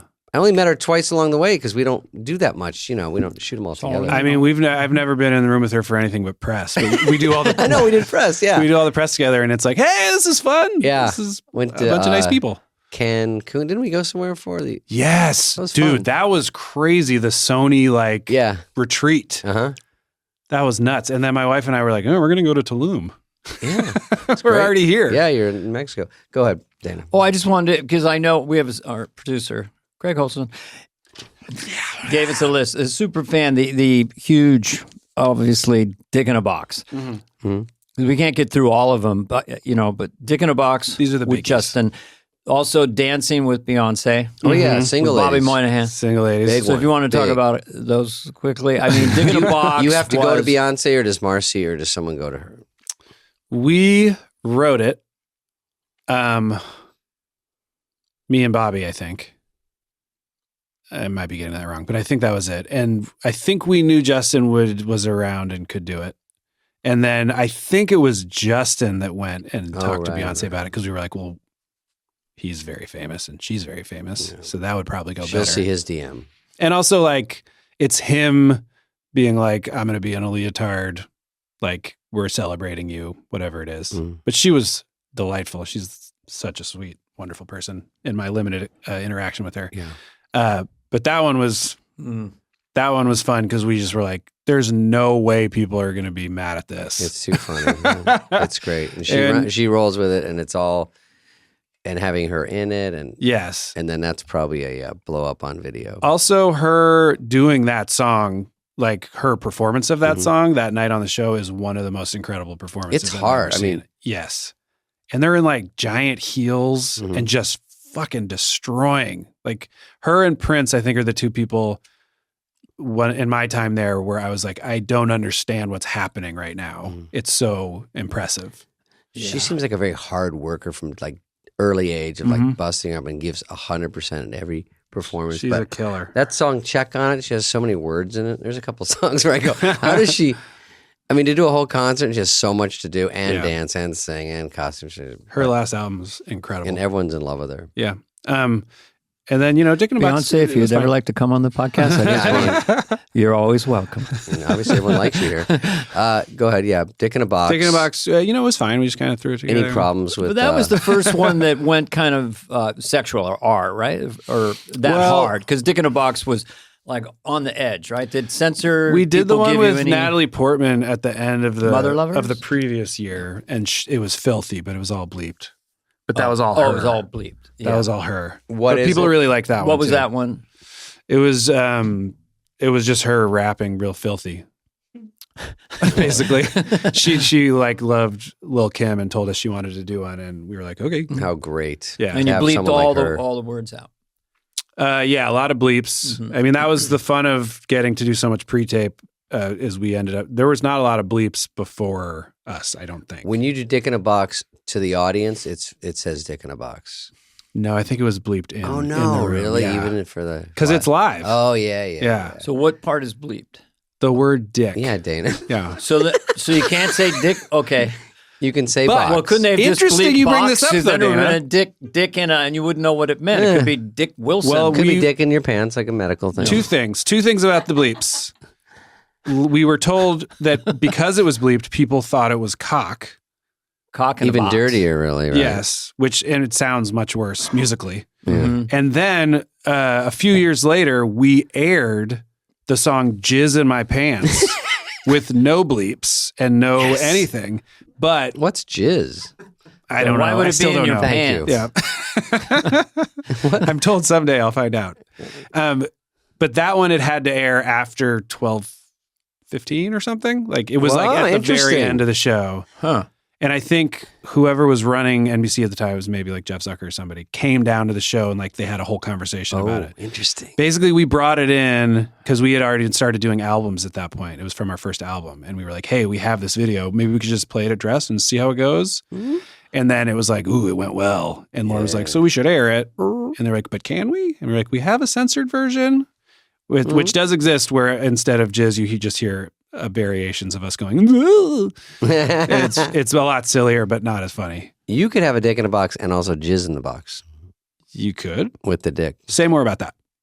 Well, I'm going to show you a chart how that could work. You're on, Spade. Where would you hold the box? But, you know, the I drawing. guess depends on your age. Dick in a box was revolutionary, but also I'm on a boat is so dry and silly. It is dry as a I'm bone. on a boat. There's I mean, nothing to it but that one idea. What are you doing on the boat? I'm on a boat. It's just told rich you. people being on boats. Just kind being of, on if it had boats. There anything. were a lot of videos at that time where the concept of the video was just they at us. were on a boat Yeah, and it's they were incredible doing life. their song We're on rich a boat. and we're doing good. We're Yeah, doing- yeah. T-Pain was a great addition. he's It's the always best. fun when you just throw someone in that out of the blue. I think you pan over to him at the beginning, like you go down Yes, the line, yes. and that's a laugh, and then Yeah, that's like an old, like almost like Marx Brothers Oh, it's style great. reveal. Oh, yeah. Yeah. it's hard to get people. We were trying to get people for stuff back in the show, and they don't know till the last minute, and unless it's Geraldo Rivera, they're not coming. Oh my God. I mean, especially once you start going into the music world, like they're on their own schedule. Everybody in music does whatever they feel like. So I go, what about Steve Martin? And he goes, what about Geraldo Rivera? And I go, well, and he goes, he's circling the building. 'Cause anytime you say, what do you do it? He's circling the building. That was Lauren's best joke. I've stolen that one. What about Geraldo? Well, He went, Geraldo was the one that was always circling that we could Lauren always will get. do that sometimes where he's just like, so-and-so is here, so put them in it. And you're like, okie doke. Steve's coming. Yeah.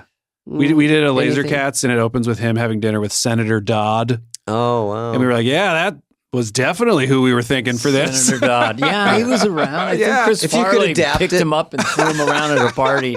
He had Steve come in a Hollywood Minute and stand behind me and just listen to it and sip a drink. Oh my God. And he goes, I want a drink and I want to sip it with a straw. And we're like, okay. Fuck, I love And then he Hollywood. just stood behind me. Steve Martin, my fucking hero. Like Did he say anything after? at the end, he goes, I did a joke about him. I go, he's in a new movie where he thinks he's cool. Hey, I have my shirt open. I'm Matt Dillon. And then he's standing behind me and then he taps me and I go, oh. And then he tells me to leave. And then he sits down and does some jokes.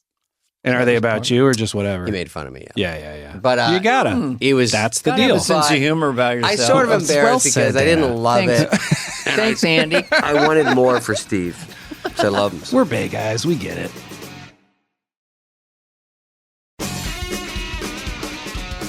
All right, give something else to him. Give him another I know compliment. that you love. I read that you especially had a fond heart for a Great Day.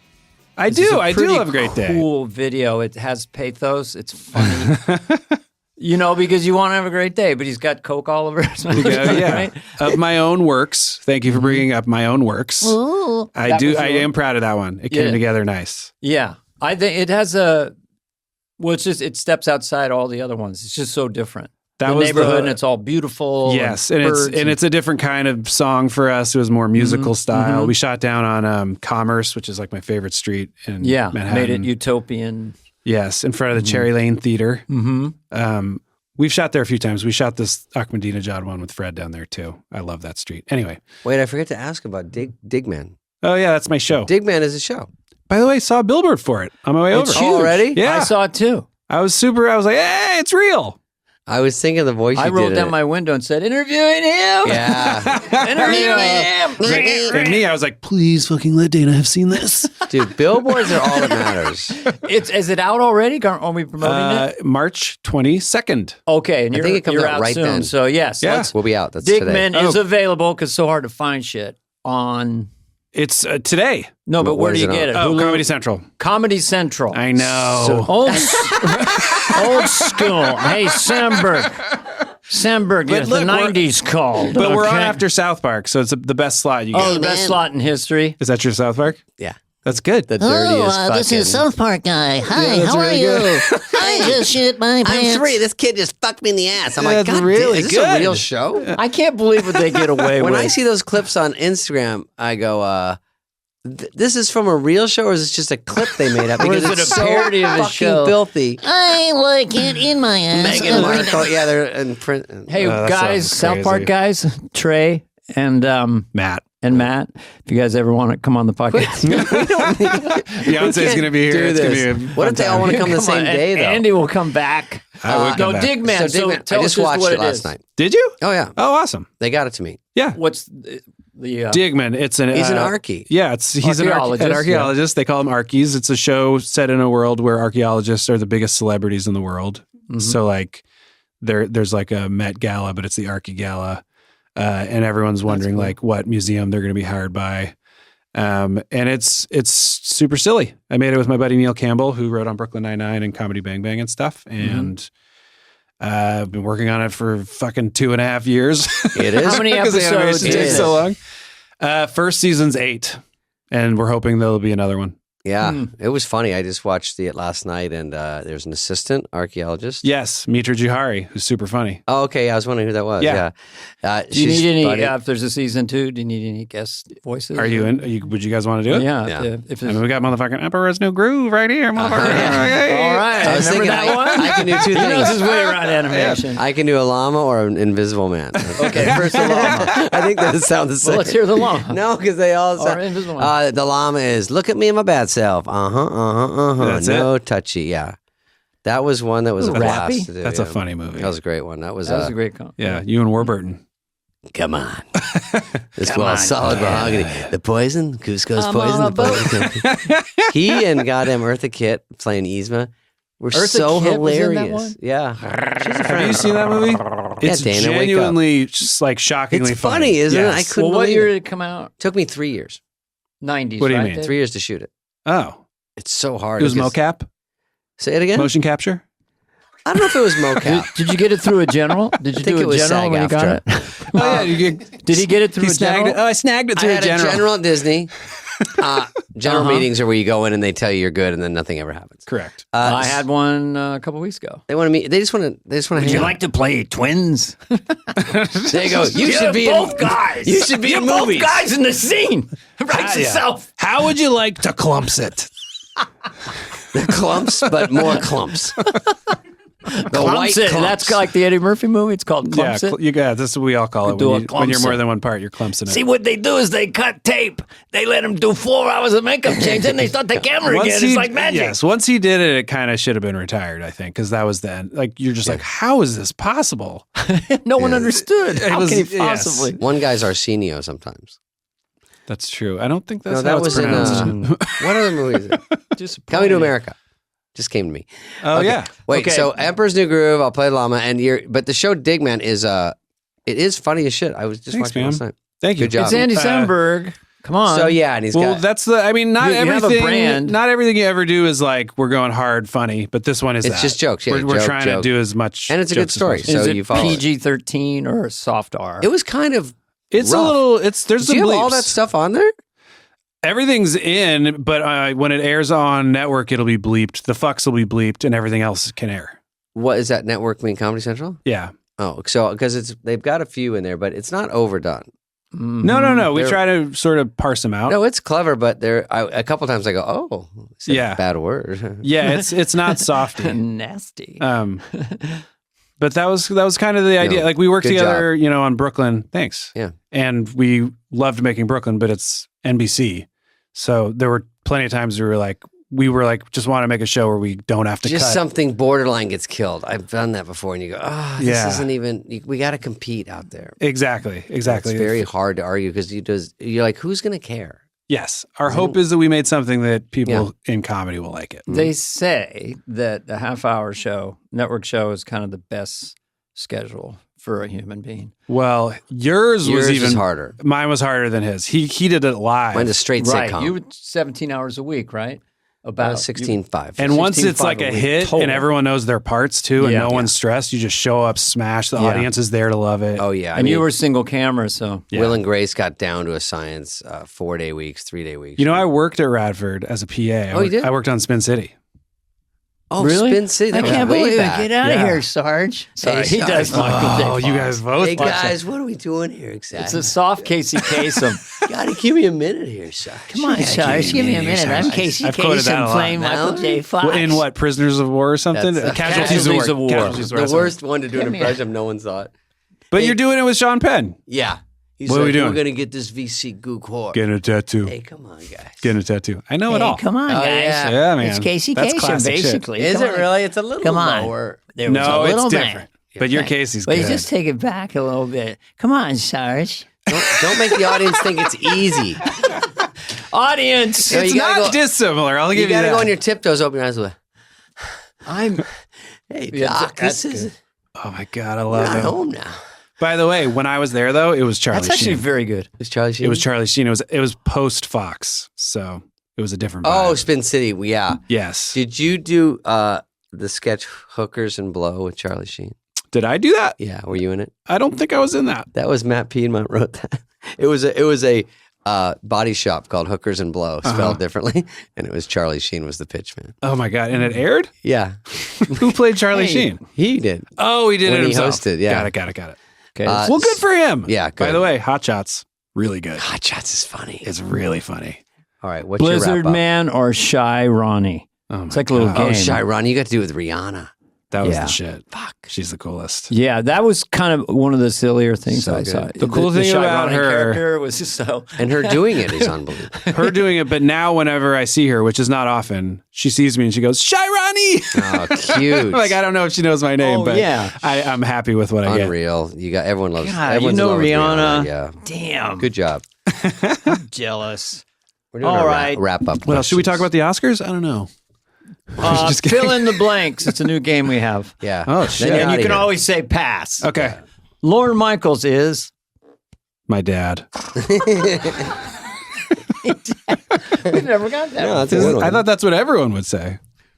He is kind of everybody's dad. Go to your room. He's 13 months older than me, but he's like, One time I had been doing pretty well after a couple years, and I like did the bit, where you where you force it and you make your hands touch. Like he was reaching for his popcorn. Oh my god. And you're like a meet cute kind of thing. Yeah. And I was like, oh, look at that. And he was like, slapped my hand. He went, "But I am not your friend."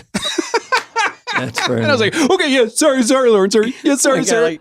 I like Lauren even says anything like that. But it Do you still makes remember me any laugh. Laurenisms? And we always do this on the show. I mean, he does. The value of water. Everyone knows that one. Yeah, I mean, he always starts things. It's that thing, because it's like that thing. And like, yeah. it's like, it'd be better if it was like funny. It'd be like a really, really good show. It helps with my bottle. It would help if it was good. Yeah. This is the last. We have 2 weeks off. It would help if it was good. A Is it good going? note and rather a low note. I know that that's all designed to relax us. Emily Spivey, I don't know if you guys know her. She was a writer for a very long time on the show. She used to do a bit in the rewrite table where I can. where The rewrite. Is it going to be That R-rated? 18-hour rewrite. no, not day. R-rated, where the phone would ring, or she'd pretend the phone ring, and she'd pick it up and she'd go, "Hello, oh hey Lauren, oh thank you, no I know I worked really hard on it. No, I love you too." Like basically act like he was calling to give her tons of compliments because he never gives them to anybody. He'll always compliment, not when you're really killing a big thing, but like some exit or when you have one line in some Yes. cowboy sketch. By I the thought it way, was breathtaking. The one time he ever said something overtly nice about something I did in front of everybody was a great day. It was the meeting between Dress and Air. He was like, "Can we cut out of that a little faster?" Very funny, by the way. And I was just like, it melted to a puddle. And I was like, God, why does he have so much power over us? I know. But yeah, he fucking let it. Why I'll don't he never care? forget Well, it. he's seen everybody. He's seen every Exactly. American sketch player and every fact he knows thinks every you're- he knows every move. Somewhat equal to all those people that have been there before. Yes. And Believe in the me, same room. Andy Samberg was a very, very all right, Andy, I gotta valuable go. I player can't. of, I can't answer any of my own questions anymore about you that I answer them. Okay, fair. fill in the blank. Yeah. I'm really bugged by Bugs. Yeah, that's the right answer. my true. dream job is I have it. wow. Yeah. Positivity. It's not a bit. I can't believe it. It's like we were Okay, talking finish about. the sentence. I did a Corona commercial with Snoop. Yeah, Snoop Dogg. I'll tell you one thing about those commercials. Mm-hmm. When you do them, you're like, oh, it's fucking Snoop. These are funny. This is going to be great. And then you don't realize they're going to air them 7 Incessantly. billion times and make people hate you, even if they like it the first 100 times. Yeah. But I should have known. They're well known. What was By your the mic way- Their drop? money's There worth. was always a On little the thing beach. right at the end. You're with him, and then there's something right at the end. You do a little eyebrow thing or something. I'm sure I've seen it. Well, I did a few with them. Yeah. There's more coming, by the way. God no. damn it. I know. I sold out. God Cha-ching. damn it. I took the checky. No, Andy. How Dana, I have a I Fritos turned down one so coming many up. commercials in the 90s. I regret it to this day. Did you? Getting commerce now is cool. Ryan Reynolds just made $200 million off my some God. gin product. He makes so much money. Yeah, there's He can't nothing. stop either. There's Tell nothing him to wrong with that. relax. All Good that for means him. is freedom to do what you want. It is annoying that he's making so much money and he's good. Yeah. You're like, and God seems damn really it. Tell him to nice go save a and bank. funny.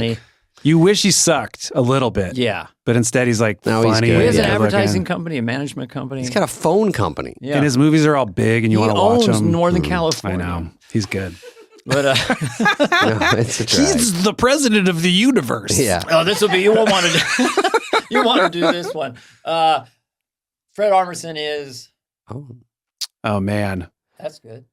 Like it's too much talent. My friend, Yeah. but also so good, so funny. Just makes me smile every time I see He was him on last week, right? Camera. He's Yeah. delightful. Was he on with And Jenna by the way, Ortega? speaking of no pushing, Yeah. like, Never. he never ever is sweaty ever, and it's always funny and weird and interesting. Yeah. I could get sweaty sometimes. Oh, but me and Fred you never both. would.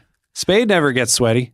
I'm not too sweaty, right? No, you run it nice and cool, and it's always sharp. I like that It's true. description. Yeah. But you and me, we want it. We I'm out want there. it. Yeah, we can very easily stretch your body. We're like, I got a skill set. Let me show you, motherfucker.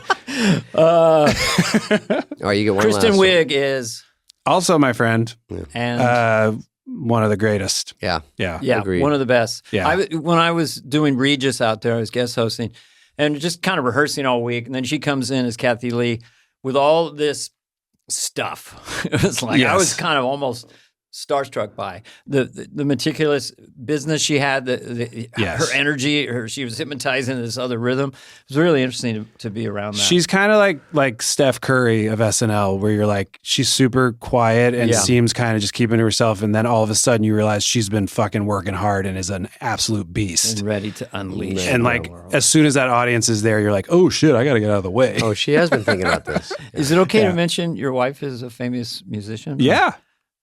I love my wife. Gina Newsom. Joanna, sorry. That's okay. Went to state school. Joanna Newsom, singer-songwriter, harp player, piano and vocals. I listened to some of it. So I think that's pretty hip. You're both artists. Yeah. So she understands. She's much cooler than me, obviously. But she seemed incredibly cool. She's that. We're just... what else? She says hi. Good. She says hi. So now, just to wrap it up, so you're a dad now, and so that whole your world has changed. And now you and your wife are going to balance this thing with your work. Yes. Do you have a plan? It's hard. It's very hard. It is. It's interesting. Like figuring out when to work, when not to, when who works when, where. Yeah. Spade, what do you think? I think you're heading the right direction. That's my general Spade, thought. you think you want kids? Yeah. What do you think? I have a daughter, and she's here. Not here in the house. That's I true. kicked her out. Yeah. But she's here, and and we're going to go to the lunch right after this. How old is your daughter? She's 14. Where are you going to take her? Take her to Beverly Hills, that little diner in the Beverly Hills Hotel. No, we're going to something more grimy. Oh, really? Yeah. In-N-Out I Burger? can't. I don't want her to know that I have any money. Just keep it quiet. This This keep her house in the is attic. a little bit of a giveaway. Oh, yeah. This In house. LA, kids just think that's what houses are. I know. This house. I'm just kidding. Mm-hmm. You're Andy loaded. Samberg has been our guest, and he's been very nice. And his leg probably hurts at this point. No, I would do this for another 7 hours. And you're going to Really? give We us some could deep Vicodins dive on the into way out. how much fun it was to was shoot fun. laser cats. Oh, I do like laser cats. Well, when you see it, you're like, that's just kid stuff. That's so much it fun. was very fun. I like Shirani. Okay. Okay, this we are. Sum up. Yeah. Andy Samberg, one of the all-time greats, Saturday Night Live. What? Revolutionized Saturday Night Live with digital video. Probably has 200 to 300 million hits Tucked on away? YouTube between all those videos. Money? No, No, YouTube definitely not views, that. silly. Definitely more than that. Also, one of the ones we were talking 55 about. million just for on a boat. I think I'm on a boat has well over 200 million. Okay, so you're close. You're over the new a bad billion. baby. I'm kidding. If I knew this at the beginning of the podcast, I like to would think of be, myself as the new Rebecca Black, but thank you. Okay. I would have been nervous if I'd known that stat. But yeah, it's pretty monstrous. All of them are from years ago, by the way. Doesn't matter. Aggregate. I think we have over 1 billion views on our YouTube channel, which I know because what else am I going to do? And you get during paid COVID? $2,900. Look at the views. I Check would. those stats. Yeah. But now there's single songs by pop stars that have like over 2 or 3 billion or something. Yeah. It's- Mr. Lizard has 7 billion hits on his latest song, Shabadoo. No, I'm kidding. I'm trying to think what's Mr. funnier than Lizard. Bad Bunny. Mr. Well, Lizard. we have been trying to get Andy for a while because people ask about, like, there's people they really want to hear from. So Oh, really? it's nice that you... Well, your impact on the show is huge. You're part of the whole story of SNL. Yeah. And so we were very happy to And have there's a you. chunk of time. It's like good to have Andy. You had a lane that no one else had. Well, thanks. I mean, it's very much with Akiva and Yorma too. I always have to mention. And we with did your it friends together. who are in a lot of the videos and are really great performers themselves. They Always are. make me laugh. They're great. All right, Those let's are my take buds. Let's take our Yeah. picture.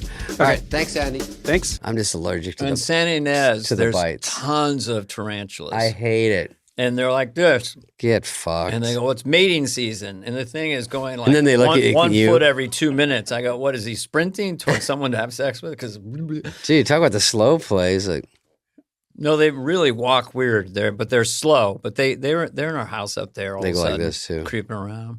they're... Yeah, that's it. I am in Arizona. They're not. They go. Those don't bite. I don't think. I need more proof. Tell that to my leg. Yeah. Tell it's my swollen left nut.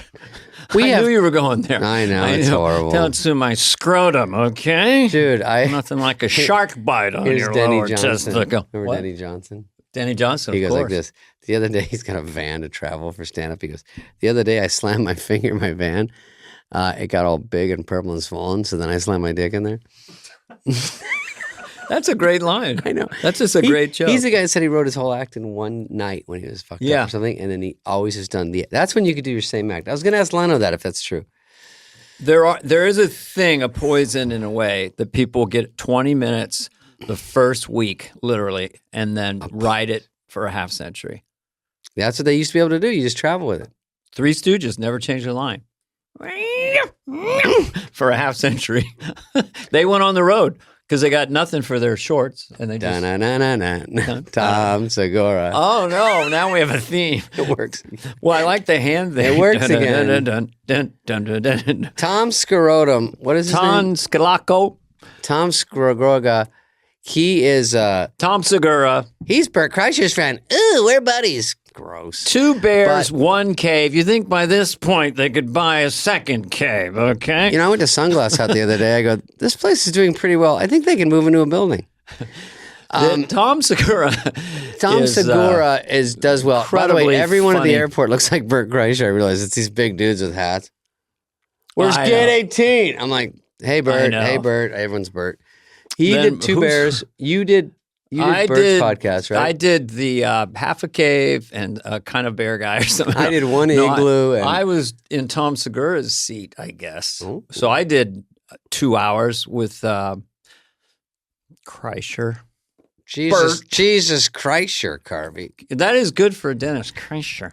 Yeah. Jesus Kreischer. Tom Segura. Forget about Bert. This is Tom Tom. Segura.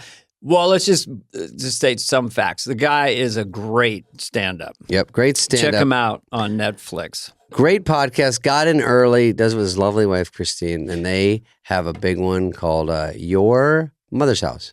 Right? Early adopter was getting. We're going to break this down in this. You're going to listen shortly. Yeah. You're going to shut up and listen. Shut up and listen. But we're going to break down how he figured out the podcasting thing and what do you call it? You know, the knots are like 2000, 2010. What is 2010 to 2020? What do you Those call are that? the teens, I think. That's the teens? What if it's 12? You fucked me, man. I don't know. Were you saying something? I don't know. Were you? Well, it was like 2012 or 13. He was really getting into podcasting. Yes. And he's a scientist about how it influences your draw on the road. And we break all that down. Oh, we break down he's on things a a lot. worldwide tour called I'm Coming Everywhere, which is a funny title. And he rakes in cash. Tour, podcast. He tours around the world, Tom Segura. Still some more money in the gutters. Yeah, and then there's stuff in a trash can. Get the lid off. Kick the can. Yeah, it's clean out the leaf bag. As long as you say what you're doing, it's a perfect It's all sound. funny noises. Have you seen my character sound effecty? Guy. Gets in a car. Adjusts the mirror. Puts it in gear. Gets a clown It's all horn. the same. Gets a clown horn. It's like. Anyway, So Tom Segura, Tom check him out. Segura is our guest, and We had fun with him. he's really funny, fun, super smart, and he'll say just dry things. He's very like how Bert Kreischer is loud and he's such a big presence, and Tom is the calm one. So they're fun together, and we've gotten them both. Mm-hmm. We just go quietly until the podcast starts. Start it. It's only an hour. You still have the rest of I your know, day. what the fuck? It's only an hour. It's like only an hour. like a ripoff.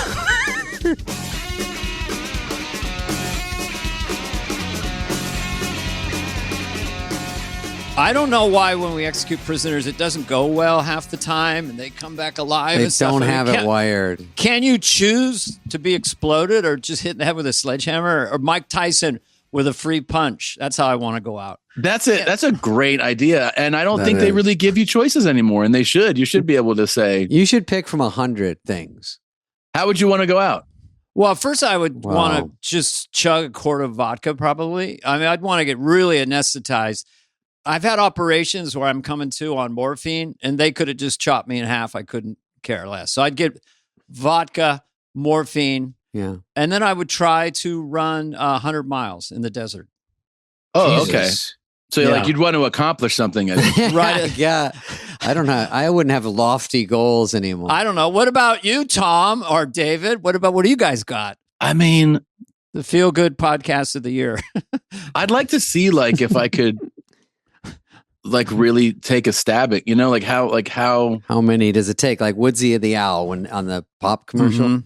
How many does it take till you go, all right, enough? Yeah. Huh. What if it was like somebody just I've always wanted to see like push a safe off of a ledge onto somebody. yeah. So, do it to me. I'd like Tony Robbins to push my head into that cold plunge pool he has and just hold me under, but With a doing me camera in a it? favor, because that guy's got meaty mitts. He does. This is one of our most interesting startings. But Tom Segura, Dana, is Tom Segura, an American hero. He, Mm. I mean, I don't think you've heard that. He, what did he do? He created a comedy empire outside the traditional system of Johnny Yep. Carson and Saturday Night Live. He's here right now, Tom. And he created a comedy empire leveraging this new technology. And it's brilliant. And his specials are amazing, I have to say. I heard a lot of your good stuff today. Thank you. Don't forget, I hosted SNL twice, but keep going. You did? That was back in when they weren't filming it? That's funny because we get a Tom Segura guest prep. They would tell us that. Have they asked you to host recently, Tom? Negative. That's kind of strange because you've reached critical mass where they would think, Check the numbers. Well, you have to be on the radar because, listen, first of all, with SNL, you did grow up. And when you were growing up, did you watch SNL? Most people did. So much. And what was your chunk that you were into the most? Chunk of casting? when you were 12 or 14 and what year? Like 19? I mean, Dana is the fucking GOAT for sure. Yes. Yeah, you're the greatest. Tom, I'm blushing if I could. You are. Thank you. I mean, I was, of course, I was absolutely obsessed. I never missed it. And for that time period, so I was, I was born in 79, when you get into the early 90s, late 80s, early 90s, that there's probably a 6-year window there where I don't miss a single episode. I think, that's, that was what we did. I mean, I told David when we podcasted, it was like, we would watch SNL and then it's like Monday morning, you just go in and just repeat the lines. You just do impressions. That's all we would do. I mean, just like all the impressions. And you're a fucking chameleon. I mean, you were amazing, Dana. Thank you. I know that David was there. No, Lauren did say, David, I want you to be an extra. By the way, the funniest thing about Lauren is saying, I brought you in as a backup for Dana, knowing he was leaving. And I'm like, I don't even do what Dana does. No one does. Like, just because I have blonde hair, it's like I do a whole different thing. But Dana was so good and so fun to watch that it made it impossible for someone like me to even contemplate going on SNL because Dana's like the quintessential SNL person. Funny, scores, goes into sketches, disappears, and any characters in the news, you play them. And it's so versatile. And you could have a standout, like the lead character, or like you said, you could walk through a scene and deliver a line. Mm-hmm. And I think that would probably be and when I always imagine what it's like, not to host, but to be a cast member. Because it's like, obviously that's not a thing that'll ever happen, but you imagine it. And I go, man, that would intimidate the shit out of me to be in a cast with you. I think I would be like, fuck, because you're so good at all of it that I would just be like, I don't know what I do here. Well, it surprised me too, just quickly. I did not have an enormous amount of confidence when I was cast. Really? And it was a little bit like, okay, I guess I got it. I felt a little sick to my stomach. But as I went forward, when I was trying to do stand-up as a sketch player without really great material, but just riffing characters, sometimes that was kind of difficult. But as I got up forward on SNL, I got more confidence. And that getting confidence is a magical feeling at whatever you're doing. Going back to our guest Tom, no, it's good. Like when did you turn, like you start doing stand up and you're going along, and then at one point you kind of leap forward. Was it confidence, work ethic, or just time? I mean, how soon would you going, I'm pretty much consistently can do an hour and pretty much consistently levitate hour. the room? Well, or even when you felt confident, like when was the first time you said, okay, I'm going to do this? I was definitely a relentless worker as a stand-up. So once I understood how the system worked, I was like, oh, like they let you MC. I was like, I just wanted to feature, right? Just wanted to be like the middle act. And I took every single offer all over the country to middle everywhere.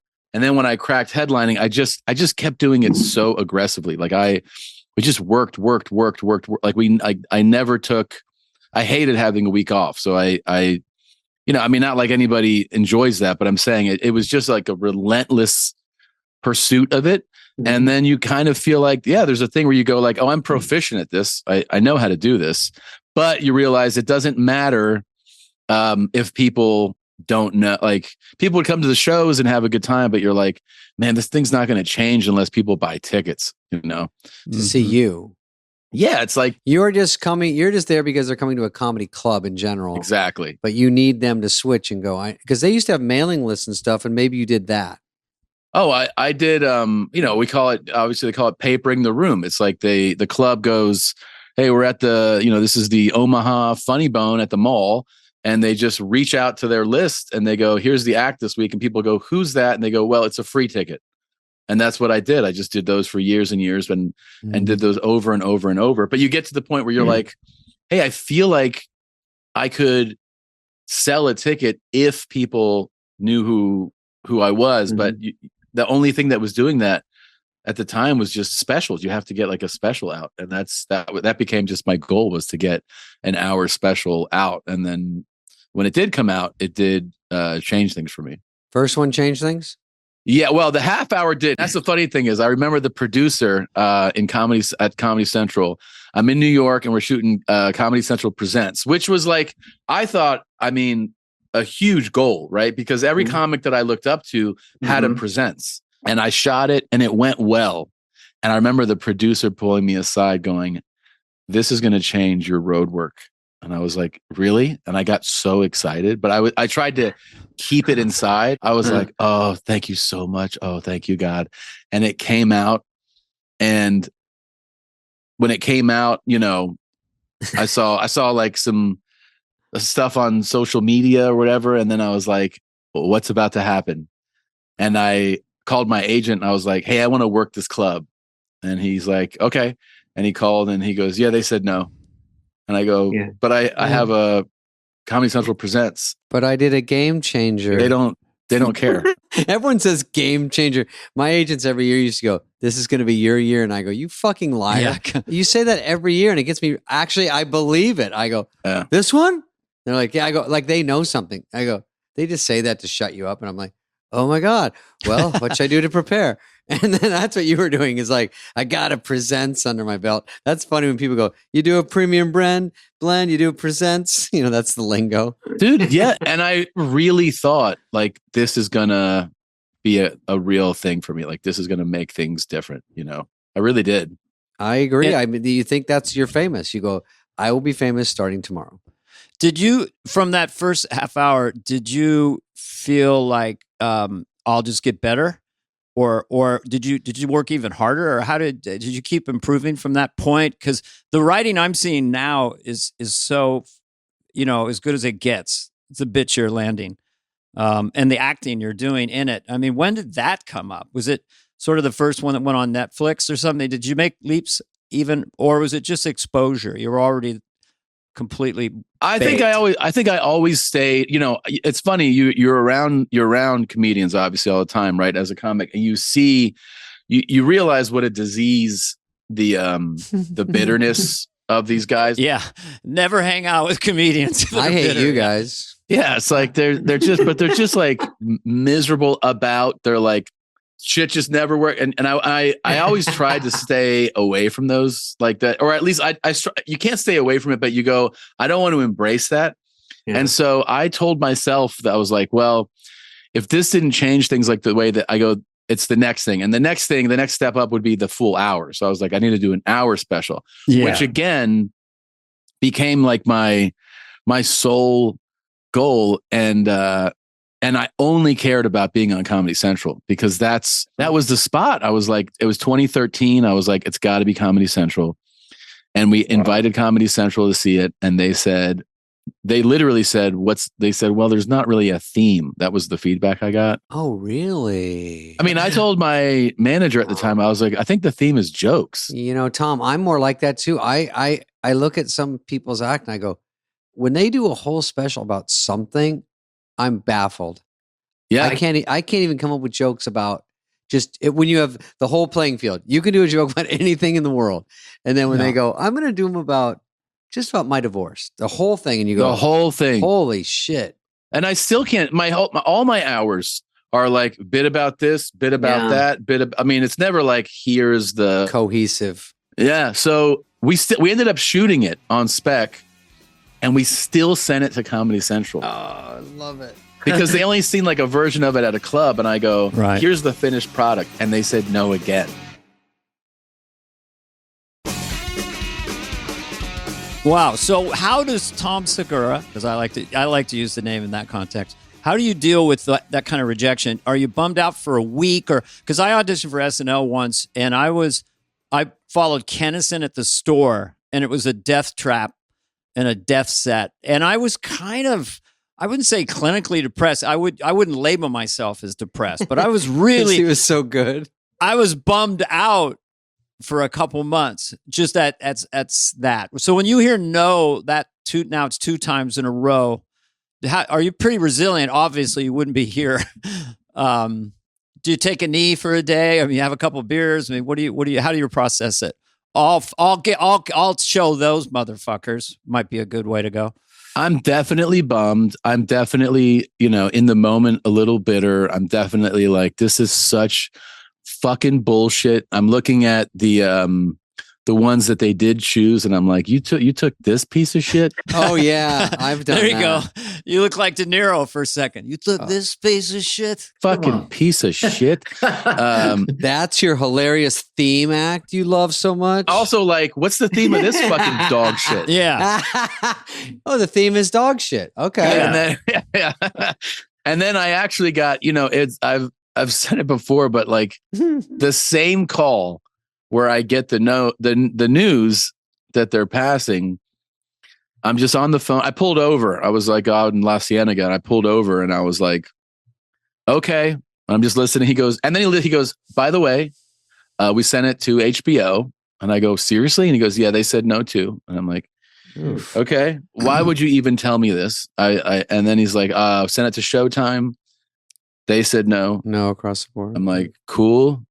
And then he goes, but Netflix. And in 2013, it's like it's a thing, but it's not like the hot place to be. Yeah. Yeah. House of Cards was around that time, or just maybe not happened yet?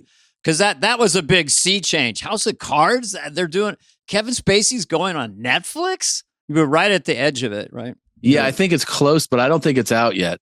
And then he's like, no, like they're getting a lot of subscribers now. And I'm like, great. That's how the phone call ends. I go, all right, well, thanks. And I'm just kind of bummed out, but I go, what can I do? And what I can do is literally go back to work. So I just like go back on the road and I just act like, I guess I got to just come up with a new hour and try this again. Mm-hmm. I don't know. That is probably 6 months before. Well, wait, you got the news that Netflix wanted your horrible hour. Yeah. And they're into bad comedy right now. And this is our window. Yeah. But you don't give it to them? No, I do. Oh, you do? Okay. Let's go like, fine. It'll come out, later. Sure. I'm like, whatever. And I just completely just move on. You did the opposite. You didn't bank everything on it. You just said, fuck it. Good. Throw it out. It's going to die on Netflix, Flix, whatever it's called. It's going to I thought it would definitely do less for me than the Presents. Yeah. Yeah. Right. And then it came out. And I remember when it came out, like, again, you see some tweets and like a couple of people said that, I stopped me. Hey, I was like, great. And great, fuck you. I didn't think anything of it. And then like 3 months later, I remember I did the Cleveland Improv, and the manager comes up to me at the end of the week. He goes, I don't know why the fuck this happened, but you sold some tickets this weekend. Wow, that gave me the chills though. I mean, the fact that you're suddenly valuable in some way, that's a rush. That's a lifelong goal that you're like, wait. That sentence. Oh yeah. You're selling a shit ton of tickets when that starts to happen is like. And here's the thing. Here's how fucking removed from the correlation of the two. I was like, wait, why? He's like, no, I don't know why. And he's shocked. That's how he doesn't think you're that good. Or just, I'm stunned, man. He like sends me the breakdown. He's like, look at this shit. And I'm like, what is that? He goes, well, you hit some bonuses, but he goes, I don't know, man. And then he just like walked away. And I just thought, well, that was a good weekend. And I still wasn't like, oh, the special's working, you know? And then the next few months, it started to happen more and more and more. And then it became a thing where it was like, hey, you sold out this weekend. Like the whole weekend sold out. That was probably after like 6 months. Wow. It took that long to seep, right? Yes.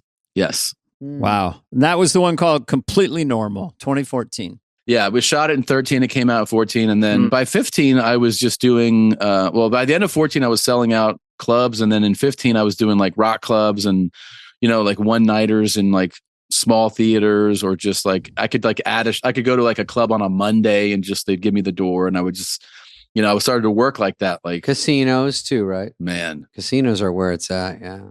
Casinos pay more, but sometimes the audience can be a little tough. This is a crazy inside baseball thing, but there are casinos, and this is really crazy when you actually just do the finance, like the numbers on this. Mm-hmm. There are a number of casinos that will pay well over the gross of the show. And when you think of that, you're like, wait, what? The show is grossing X amount and they're going to pay you over that. And then you realize, well, there's a calculation that they do. They're like, if this many people come to the casino, we don't even care that we're parting with this, because these people are going to get rooms, gamble, drink, eat. And you're like, the way that it becomes a little like ecosystem of an economy on in a night it's really fascinating. Playing the Desert Inn in Vegas, which was an incredible room. Now it's the Wynn. It was blowing up. 600 seats, low ceiling. I go down for the sound check and they got a Goomba type manager there. And I go, how are the ticket sales? How are the ticket sales? And this is a quote. Mark Pitta was there, my opener. He goes, what do I give a shit? I got Indonesians dropping 10 large upstairs tonight. Yeah. That's all it is. Indonesians dropping 10 large. But yeah, and they do the analytics. They told me they'll see what Carrot Top numbers are, or like how much money is dropped in the casino that on your night. Yeah. Does your audience go out and then does your audience drink? Does your audience get drunk and leverage their house? Do our high rollers ask for your tickets? Because you can see the front row, and a lot of times when you do Vegas or in these places, casinos, the front row is sparse or it's choppy because people go, give me tickets to everything. I'm a high roller. And they go, you got 2 tickets up front. If you want them, you got this. And, you know, they walk in like Meghan Markle in the middle of your set if they want. But sometimes they go, nah, I think what the calculation is, they just need to get them. And the showroom's always in the very farthest corner of the casino. So they have to walk by and they calculate. They probably spend $22 on slots on the way out of boredom. They walk by our restaurants. They probably eat at one. Now they're aware of our casino because Tom Segura they've never come here. But because we're mixing up our acts, they go, oh, I'll go see him. And then they go, oh, I've never been to this casino. I'll come back. So they got to get him in somehow. They don't even want you to do your act. Yeah. They're just like, get him in, touch base, and go back out. I just had this happen at a casino. This is wild. I'm backstage and it's a big room. It's a 6,000 seat room. So basically it's what they consider a half arena, right? Yeah. Okay. That type of shell design. Big, yeah. Yeah. Big room. And there's in those types of rooms, the way that it's laid out, it's kind of hard. You can't really peek out. They have huge, scaffolding and curtains everywhere. But I hear Kirk Fox, who's on stage. And I hear him at one point go, hey, man. He goes, hey, man, you got to calm down, okay? And it's not like, I'm like, this is definitely some shit. If Kirk is saying that, he's pretty chill. Great stuff. Yeah, he's pretty chill. And he's like, he's so funny. And so it makes my ear, it catches my ear. So I turn and I'm like, what's going on? So I try to see, but I can't really see. I just see Kirk up there on the stage. And then you know, a few minutes pass and he goes, hey man, hey dude, I'm telling you, I want you to stay, but you got to calm down. And so then I'm backstage, and I got like at these big casinos, there's like 200 security staff. Like it's a lot of security, right? So they start coming around. I hear they're all on their walkies and their earpieces, so I'm like, what is happening? And they're like, well, there's this guy in the front row, and I'm like, what's going to happen? What are you going to do? Yeah. And they go, well, we think it's going to be too disruptive to remove him during Kirk's set. So what we're going to do is, because he's like getting through it, he's almost done. When he gets off stage and you're about to go on stage, that's when we'll remove him. And I go, hey man, it's your security. Do whatever you want. I just want to know what's going on. And they're like, that's what we're going to do. I go, okay, great. Kirk finishes he says goodnight. He walks off stage. They start playing a song, and that's like my cue that I have like 10 seconds, and then I walk on stage. So I walk on stage, and as I walk on stage, I grab the mic, and I see like 8, 9 yellow security shirts, big black letters on it, all gathered around this dude in the front row. Oh God. So I'm just, how's everybody doing? I'm just still like, what's up? And I grab the mic and I'm like, hey, and I can't even get out the first sentence. And this becomes mayhem, right? So like they are holding this guy and I see his head pop out from under like a chokehold, and he goes, Tom. Oh my God. Yeah. He goes, I came to see you. And I go, what do you mean to do? And he goes, help me. Oh my God. Help me. I go, I think it's beyond my control now. They start to pull him, and dude, it's taking like 6, 7 guys. His girl pops up and she fucking punches one of the security guys. Yeah. And I'm like, and I'm sitting here from the stage. I haven't started talking yet.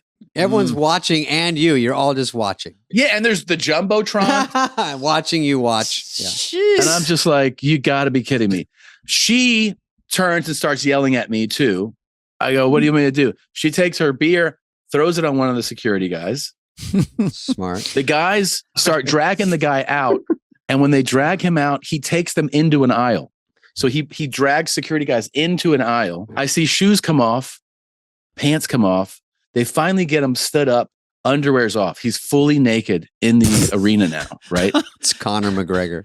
I'm like, oh my God. This guy's like, I would say maybe 5'9", 265, 270 pounds. Okay. So looks good with his clothes off. Looks great. It's a nice shot.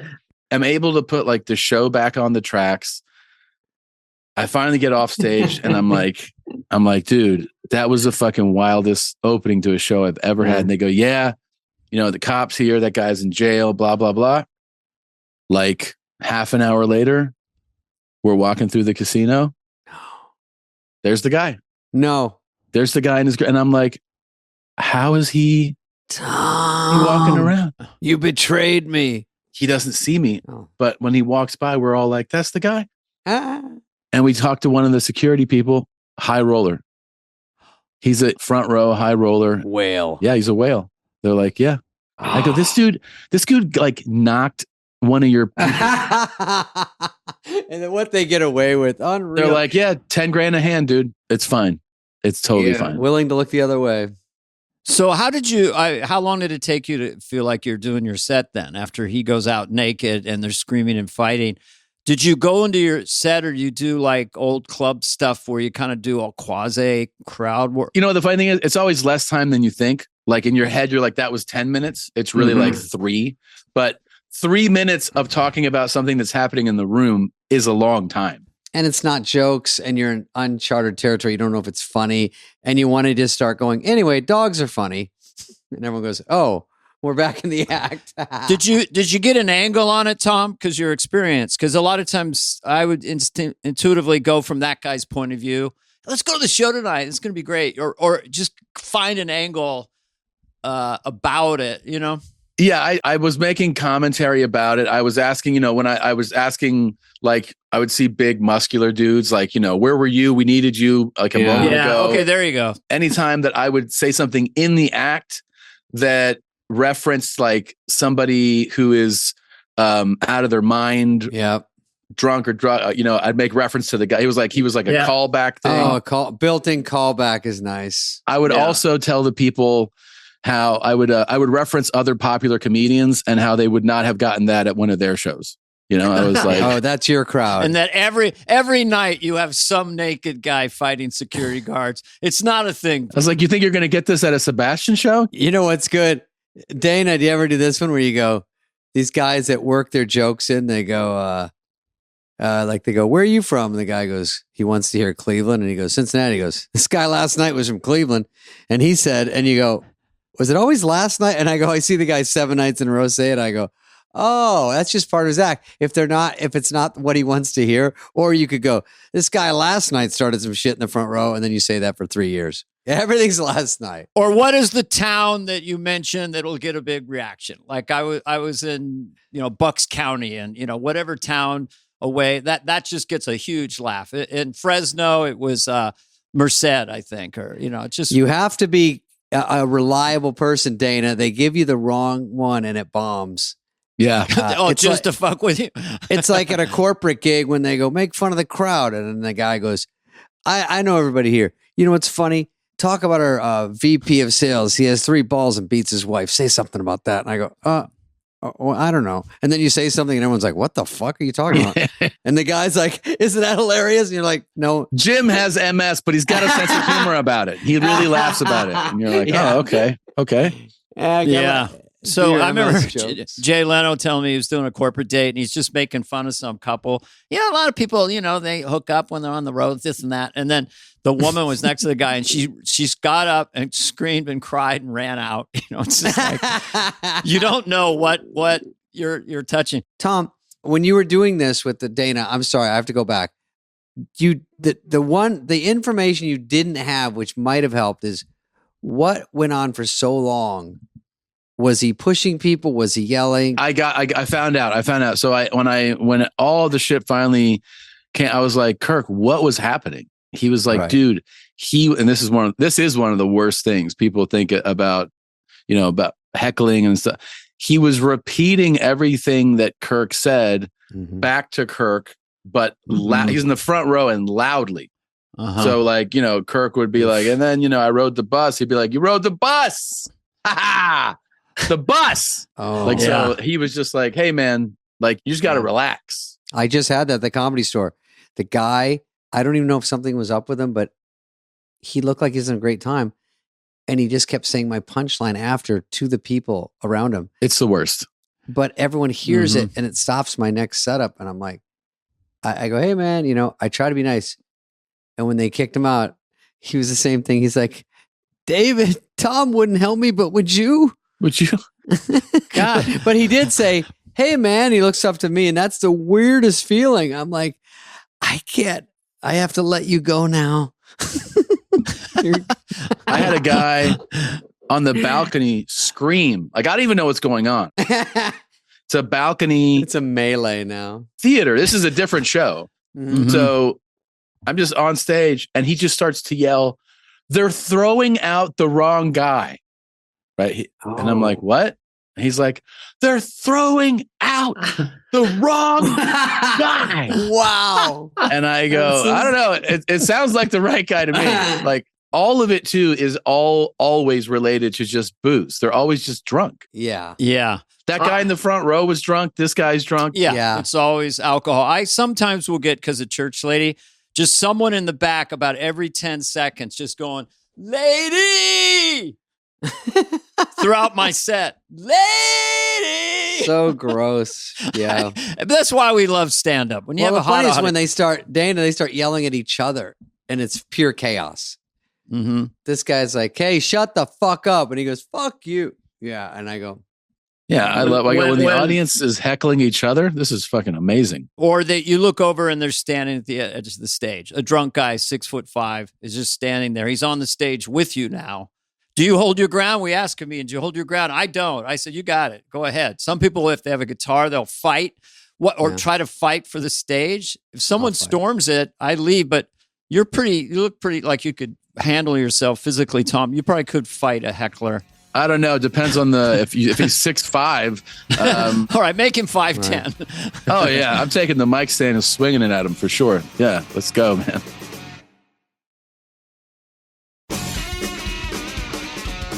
So what I'm curious about, to pivot for a second, if you guys want, is that fairly recently, because I've been at this a long time, you just started to make some money, real money. You're stacking money in the bank. It's happening, right? You're making real money. It's Fort Knox over there. And now it's just only 6-7 years later, and you have at least probably 50 grand net in the bank right now. So easy. But anyway, you've gotten incredibly successful in such a short period of time outside the systems. I don't have a question. It's just an observation. It's just an extraordinary story that we hear about as comedians. Tom's doing this. Tom did that. Tom did a live stream. Tom. That's all I hear about. It's really fun. And Sebastian. And then there's Sebastian too. There's just people. Yeah, I hear about him. Well, you're doing a lot of stuff. Now, Tom, my question is, when you are doing, so you do sort of maybe like a formula where we jumped off. You do a special. It looks like you did one, mostly stories for Netflix. And then they asked you for another one. And your first one obviously seeped in. So you go, yeah, I'll do another one. But now you have to come up with a new hour, I guess. That's hard.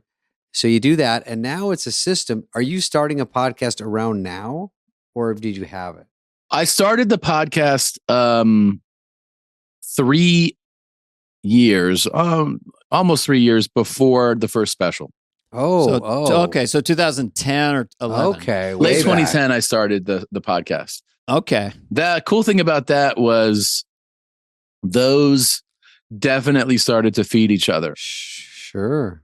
Even if, I don't know. I remember at one point, I think we had 20,000 listeners on the podcast, spread out. That's not that many people. But if you're just trying to do like a one-nighter somewhere and you're like, hey, I'm going to Chicago. And, of those 20,000 people listening, you might have like 1,000 in Chicago, and you might be able to get 400 of them to come out. That is actually a big deal at that point, because you're selling 400 tickets when people are like, how the hell did you get 400 people to come out tonight? Mm-hmm. They're buying booze. It helps the club. It's great. Oh yeah. That was a huge game changer then. And then when the special came out and people go, hey, I like this guy, or like, I liked your special. What else do you have?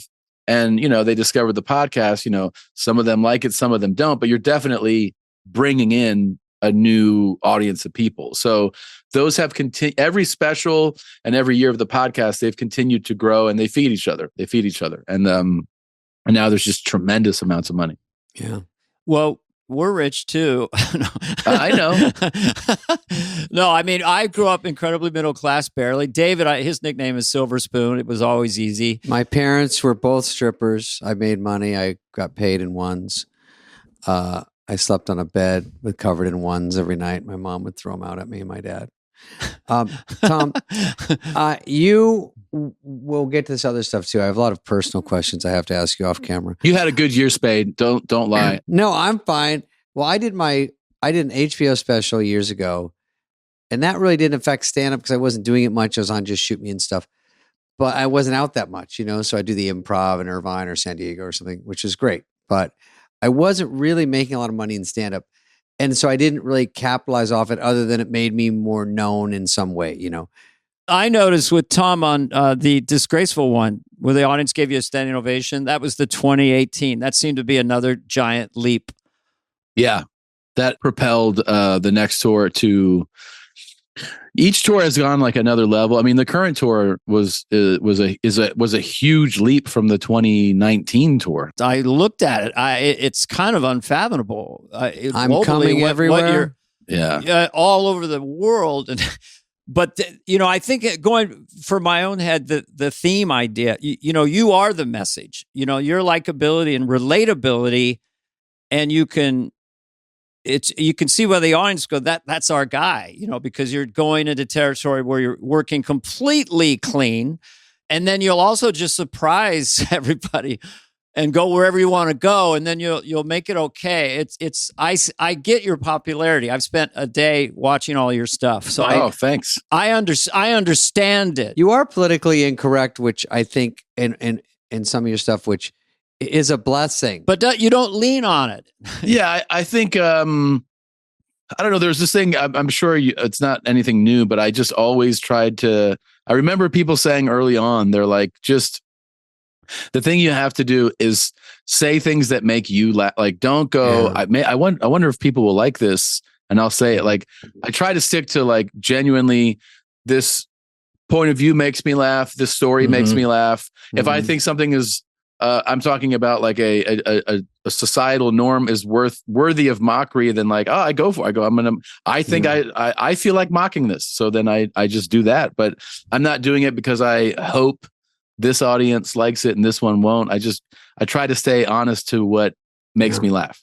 And also when you walk out there and your whole physical demeanor and you're so relaxed. I mean, even next level and so comfortable. It's a living room. So if something doesn't land, you kind of smile like drowning the dog. It's not about, you'd have to, for people who are listening right now, it's a long story about loving his kid more than an animal. And then the way you just went places people don't expect. And so that's the antithesis of boredom. You don't know what Tom Segura is going to do. And you can't see it coming. You don't want an act where you can see it coming and you go, and then he's going to say this and then that. But that is a hard thing to do, but like Dana was saying, you're out of the box a bit.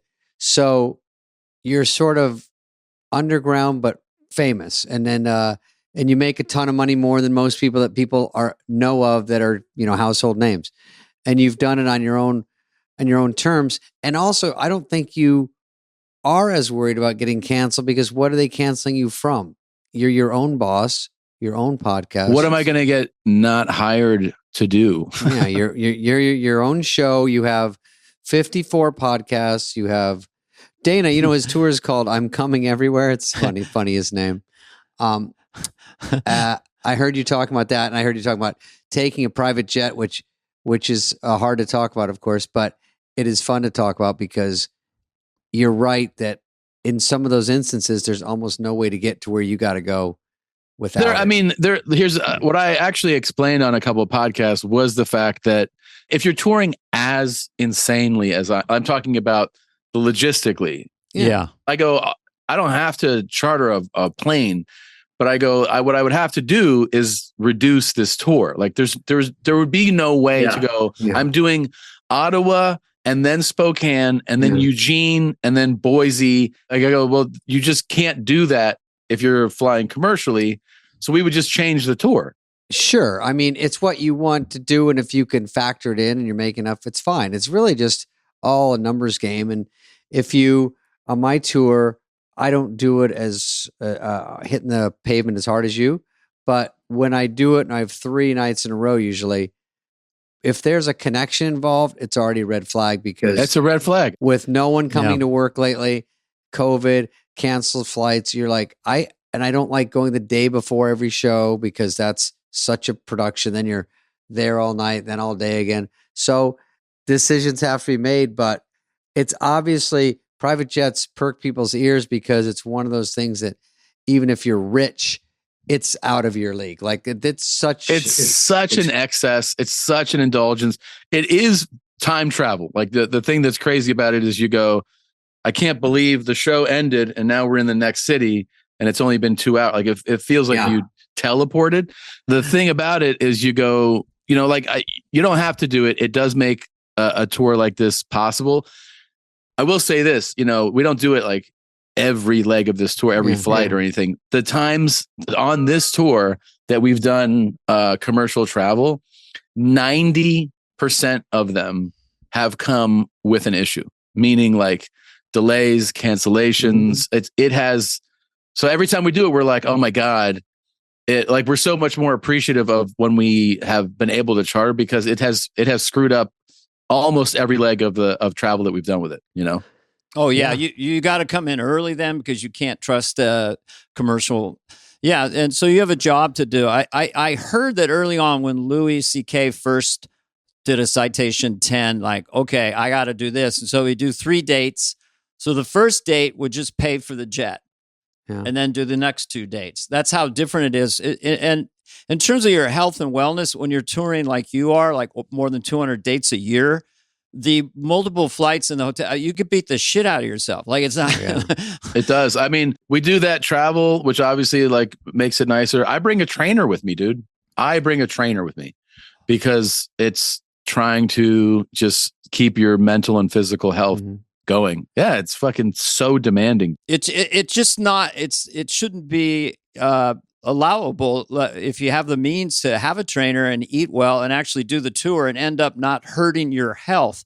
You know, people kind of ignore that. But why am I doing this if I'm going to end up coming back home and have gained all this weight and have migraines or whatever? So I'm glad to hear that you're pacing it that way. And I've done that, you know, like in my earlier years, my touring, which was not at this level, was me gaining 30 pounds in a year and feeling like shit all the time. Because you're eating at every airport and eating, and and if you can control that. Plus, the bottom line is, for me, I'm sure you guys too, you owe the audience a good show and you need to be present. It's harder than it seems to sit there and do your hour or over an hour, whatever, and go.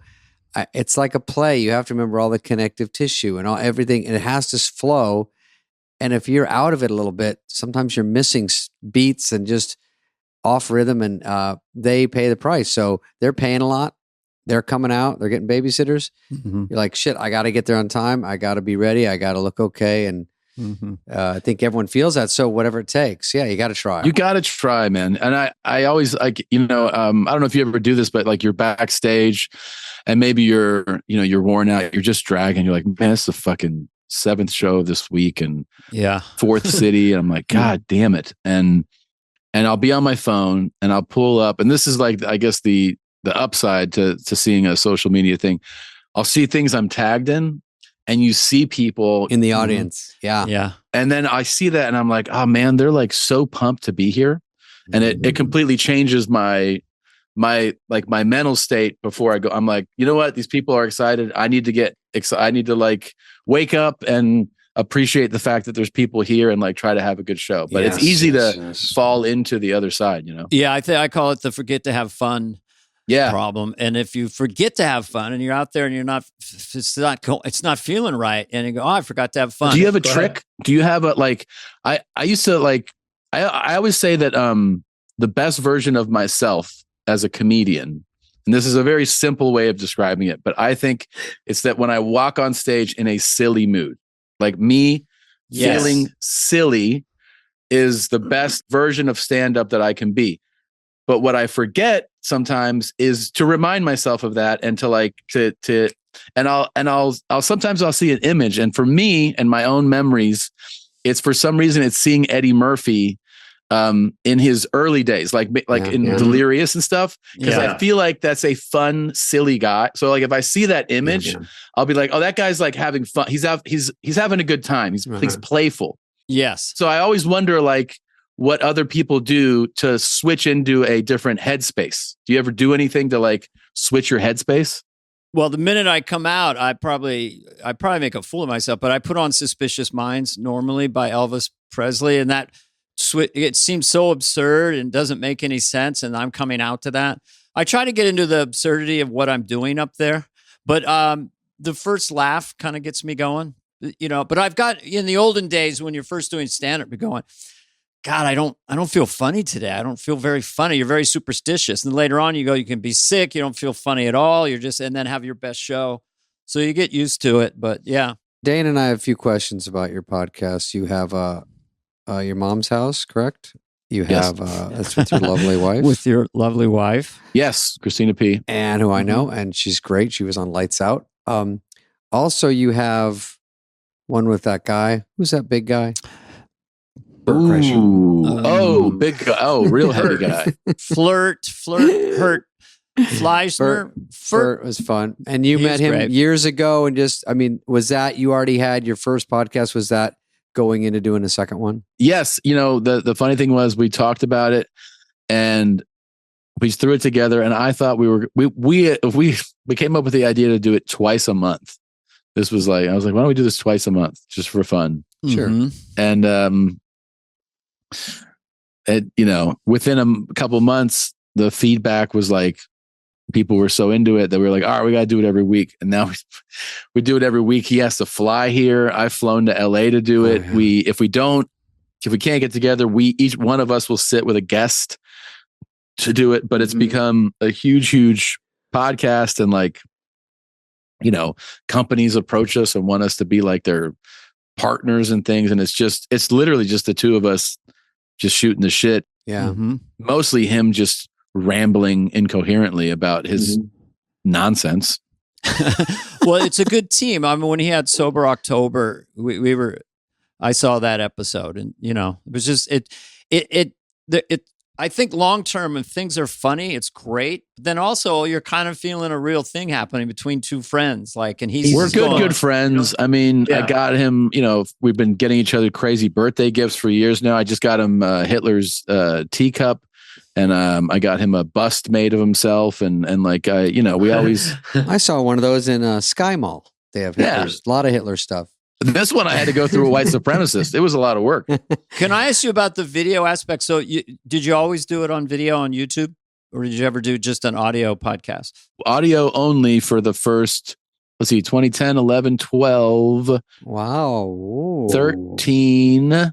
And then we started to do video, just like we would put up like 10 or 15 minutes. I don't know what that was. We did that in like 2014. We were like, oh, here's 15 minutes of this. Yeah. From the show. And then we finally were like, we need to, we set up sticks, and we got that going. And that eventually became a huge game changer. Having it on YouTube is like a huge. Did you get the same amount of audio listens? And then you got the additional, or was it even more audio listens? It's evolved in different ways. So like audio was obviously the only thing. And then you throw in video, you start getting views, but the audio is much bigger. And it was also still, from an advertising perspective, they're like, audio downloads are all that matters. When the video views started to go above a certain amount, is when people were like, okay, we can't ignore the fact that there are hundreds of thousands of views on this thing. It's like a TV show. They're like, it's worth advertising on, is what it came down to. And then, you had to convince, some of the people were like, well, that's just the same people. And you're like, what are you talking? You think people are listening to episode and then going and watching a 2-hour thing? Like, what are you talking about? And that, they also would make the argument, well, we don't know how many, if you listen to a song on YouTube, if you watch the video of a song, you might watch it 6 times. They're like, what if people are doing that on your podcast? And you're like, you think they're rewatching this 2.5-hour podcast? So I would get in the shouting matches with advertising people about this, like actual shouting matches. And you do it. I was fucking yelling at these people. Yeah. And then like the year fucking changes, and they go, oh, hey, by the way, we wanted to inquire about advertising on the video portion. I'm like, yeah, you mean the thing I've been talking to you about for 2 years? And so that then became a thing that is highly valuable. And you just obviously you watch the bigger thing, like you see like a Rogan show when he was on YouTube. You're like, look, man, there's 10 million people watching this. You don't think that's worthy? Like that's all those eyeballs, man. And I think now if you start a podcast, and the clips go out. Clips is a big thing. Clips is a huge thing. A lot of times, if you think about it, your fan base is going to consume the whole thing. Talking about the full like scope of people, most of them want to see a bite-sized thing. Like in our world here, we've had a number of clips go viral, but they're the clips. These like moments that blow up, but it would not have happened without video. Video is what took it over. Yeah. And then you go into your ones I contacted you about when I heard that you were doing live shows. Such an interesting idea, and it was a huge success. And that was a pandemic was a smart move. And that was another game changer, right? Kind of saved my ass, dude. Like, I mean, you know, my main thing, I mean, obviously the podcast is a fixed thing and you go, okay, we have ads and roughly we'll make this much. Everything associated with it. But you're like, you know, I'm a touring comedian. And then when the pandemic hit and you're like, oh wait, there's none of this, like this is completely done. That was like, well, how do we do? And it was an experiment. My agent at my touring agent was like, you should try this. I go, well, we have to figure out an angle. So we tried it and we're like, all right, we'll do $10 tickets. Like it's a reasonable price. And we'll show things that you can't show on YouTube, and we'll shoot some sketches. So we add some value to the show. Why? Like that's the hard part, the value. Yeah. But then you go for $10. If you do 3 or 4 sketches and you show some stuff you can't see anywhere else, and you bring in a guest, and we had a musical guest, you're like, all right, this is like, it is a thing. Yeah. If this was a $10 ticket to walk into a venue, you'd be like, yeah, that's worth it. And that thing went fucking bananas. And so once we saw that, I told the because you know agents are always like, let's make it $20. I was like, no. Yeah. Well, I go, we keep it $10 tickets, and we just try to just try to do volume. And we started to do them like every 6 or 8 weeks or something, and spending over $100,000 producing the episode. So it's it's not just like, oh, hey, here's my friend. Yeah, we actually put money into making it a special event and into production.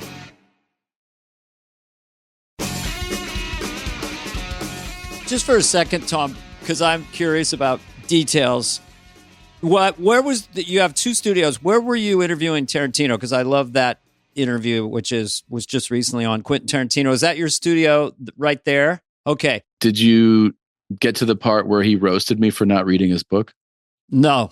Did he? I like that. I was impressed with your knowledge of Pulp Fiction. I mean, there was a lot of Pulp Fiction. I really was like, I was asking all the questions I want to ask Quentin Tarantino. Yeah. And he's there going like, I want to talk about this fucking book I wrote. Yeah. And then at the end, he's like, hey, what page are you on? So I was like, oh, fuck. Oh no. And he's kind of intimidating. Oh yeah. And I was like, he goes, so you're on page 3? Is that what I'm getting out of this? And I was like, if that. Dana, remember we did because we're talking about SNL this whole time. We did Quentin Tarantino's Welcome Back, Kotter, that sketch, and it was I got to play Horseshack. Oh, Mr. Kotter. And then it was, I guess John Travolta was the host. So he came in. Yeah, he came in and they shot up everyone. It was like a bloody sketch that got really bad really quick. But I don't think Quentin was on the show. I think it was only because it was John Travolta was on the show. He was hanging out, he said. Yeah. Okay. He really has that like savant level knowledge of cinema to the point where you're like, I mean, like he is citing, the composer from this movie in '63 and the actor who also appeared in the thing. You're like, dude, I don't know what the fuck you're talking about, but I like movies too.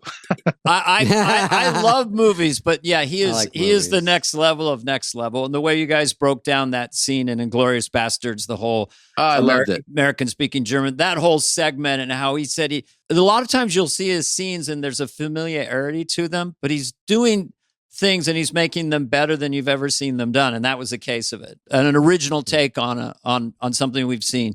Yes, I love his movies. I love his movies. Yeah, me too. I was hosting Jimmy Kimmel and he came out and I couldn't help it. I go, I love you. I was just like, I said, because I know you through your choices in your movies and I just appreciate your sense of humor, Yeah, so funny. May I have another glass of your delicious milk? Christoph Waltz, Inglourious Bastards. Yeah, so good. Listen, Tom's a Cincinnati native. I'm wrapping him up. Watch this, Dana. Let me see. My parents went to Denison, which is a college near Cincinnati. Or did you not know that? Don't Tarantino me. Denison is where they both went. You're not lighting up enough about that. You are part Cajun. Cajun man is from Cajun. You overdosed on GHB at 19. I like. Why is that in here? Short coma. Yeah. A coma's terrifying. It was dude. 25 years ago last week. It was the day after Thanksgiving, 25 years ago. You know, it was the first time I was a freshman in college. I got together with all the people who are like back, you know, you're back home for the first time. Yeah. Oh, yeah. I just was on a tear that night and I was drinking, and I used to do GHB a lot. And the number one rule, they were like, you do not mix this with alcohol. That was the number one rule. They're like, have, you know, and I drank like 10, 12, you know, screwdrivers. And then I just took a massive dose of it. Oh, but you lived. You also were last comic standing. And my quick question is that the kind where you lived in the house? I never made it. I showcased on TV on the show, but they just showed me for like a second. I didn't get passed on, even though I would not really. I'll just say that was some bullshit. They were just casting that show. Who won, and then who did you say when they won? They suck. They're dog shit. I don't remember anybody I showcased with. I mean, it was all like we were all unknowns. Oh yeah. They literally were like, "Oh, put the short, chubby girl, get that tall Indian guy." Yeah. Like it was just casting. Yeah. Someone sent me an Instagram of you doing your bit where you end up yelling bikes because they knew I was going to interview you, and let's do it. It was hysterical. That whole piece is like just that. That is funny to me. That I mean, everybody has like their most known bit, and for sure for me, it is bikes. Yeah, scared straight. Yeah, little kids going to prison and getting browbeat by every day of my life. They yell bikes. Scared straight. Do you actually do stand up in Spanish? Yes, I was supposed to do a special in Spanish, and then I started touring in Spanish. Because they were like, do a special. I was like, well, I gotta like work it out, man. Wow, hard. If we're doing it in English, I do the show 200 times. I gotta at least do 50, you know, in Spanish. And I probably did 6 weekends in Spanish. I did, you know, a Texas weekend. I did like Houston, Dallas, San Antonio. I did Tempe. I did San Jose. And then the pandemic kind of just changed everything, because that was when I was like gearing up for it. And then by the time that resolved itself, it was like the English tour was coming back, and it was too much to try to do both. Well, let me ask you a question. If the English language has certain rhythms that comedians use, you know, so she blew me or whatever, so bump, bump, bump. Do you have to adjust when you're doing the rhythms of Spanish? I actually remember I did this show with Richard Villa. This is a very funny comedian who's bilingual, Mexican American, and he was like, dude, he's like, you realize you're doing exactly Tom Segura that we know in English. He's like, you don't have to change anything. You're delivering exactly as you do in Spanish. And he was like, so you don't have to like mess with anything. He said she's a hot chick. She's caliente, or you're but caliente is hot, right? Oh, you're talking about if I'm saying it. Saying it in Spanish, the syllables are more, and does that affect the rhythm? But I'm saying the delivery, you can keep your delivery authentic. Yeah, got it. Because you hear singers. Culture you learn, which is like some like they like innuendo, and they really like a wink and a nod. Some cultures do, which I was like, I don't want to do that. And they're like, watch, and you just see how much they love the double meaning, the double and that stuff. But I just didn't make it part of my act. I saw that like some audiences really like that, but I was like, I'm not going to embrace doing a different style. So your brain because I'm not bilingual, you have your brain and you have your bit in your head, and you just adjust it, and then you're just doing it all in Spanish. Yeah, you start figuring out, at first your brain goes, translate this exactly. And that actually leads you into a place where you have gaps and there's things not getting laughs. Okay. Then what you have to do is you have to slow down and just start talking. And stop trying to translate exactly. Yeah. And that's when it starts to work more. And then you actually start writing in Spanish. And that's when it goes the best, is because you're not actually trying to make this thing work over here that worked over there. You're just creating for them. Okay. So that makes sense to me. It's a beautiful language. I'm constantly trying to speak Spanish. It's very hard to people who work. It was it was so much more work than I imagined. And I would say that the kind of cool thing is that I had not been that nervous to do stand up in over a decade. In other words, I get, in English, sure, I get butterflies. You're like, you're about to go on stage and you might have some nerves. Mm-hmm. But the way that I would feel before I went on stage for these Spanish shows was like year 2 of stand up. So that was exciting because I was in a full panic of like, I might fuck this up. I might bomb. I might not. Like, that was kind of exciting. I was like, man, I never feel like this in English anymore. Did the audience knows you're doing that? It's so-called your second language, your other language. Were they just, did you get a standing ovation just for the sheer effort of it? Sometimes, yes. Yeah, they would be. And you'd see a lot of like fans of mine who are bilingual, like they're the children of immigrants. And so they're fans of me in English. They hear I'm doing the Spanish show and they're bringing their parents. Because they understand. Yeah. That would be happening too. That was kind of cool. That's awesome. Well, Tom, thank you. Well, that's all I wanted. I checked off all my questions. Yeah. Let me just say, Dana, it was an honor. Yes, Tom, thank you so much. I don't know who that other guy was, but he seems really funny. I was on Tom's podcast and we had a great time. We did have a great time. It was a blast, actually. And I just want to say our guest today was Tom Segura, a funny young man. I can actually do a stand-up in Spanish or English. Did you know that, Ed? Muy bueno. Is that it? Is that weird? That's weird, wild stuff. I was just doing that for your 14-year-old self, your 14-year-old. That was awesome, man. Oh, Thanks, good. Tom. Will you guys, anytime you want to charter out here and podcast, we would love to have you, Oh, I'll definitely come out. You bought a steak one night in Austin. That was good. I want to be in that. I want to sit where Tarantino sat. Listen, you have an open invite. Yeah, that was. I did get chills when he kind of challenged you on the book. That would be intimidating. He's got so much energy and so much knowledge. He's such a funny, interesting character to listen to about film, man. But that shows you. I had him on Kimmel, and you have 3 minutes commercial break. I was the guest host, and then you sit there for an hour and really get into stuff.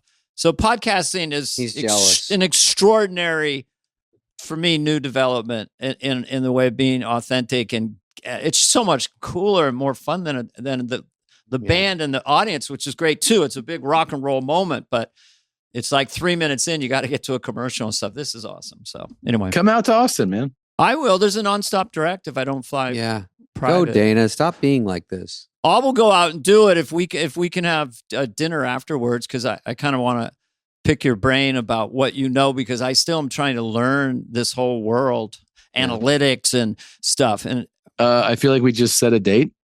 Yeah, we sort of did. Yeah, I can eat anything, So you're fit now. We get your trainer, your chef, maybe cooks, and we just eat on the set. Or we can't go to that meat store we went to. 2018 is when you came out for that special, and you'd lost weight and you had a cool jacket. You kind of were a rock star. That it switched there a little bit, Yeah, and then the special 2 years later, I gained 20 pounds back.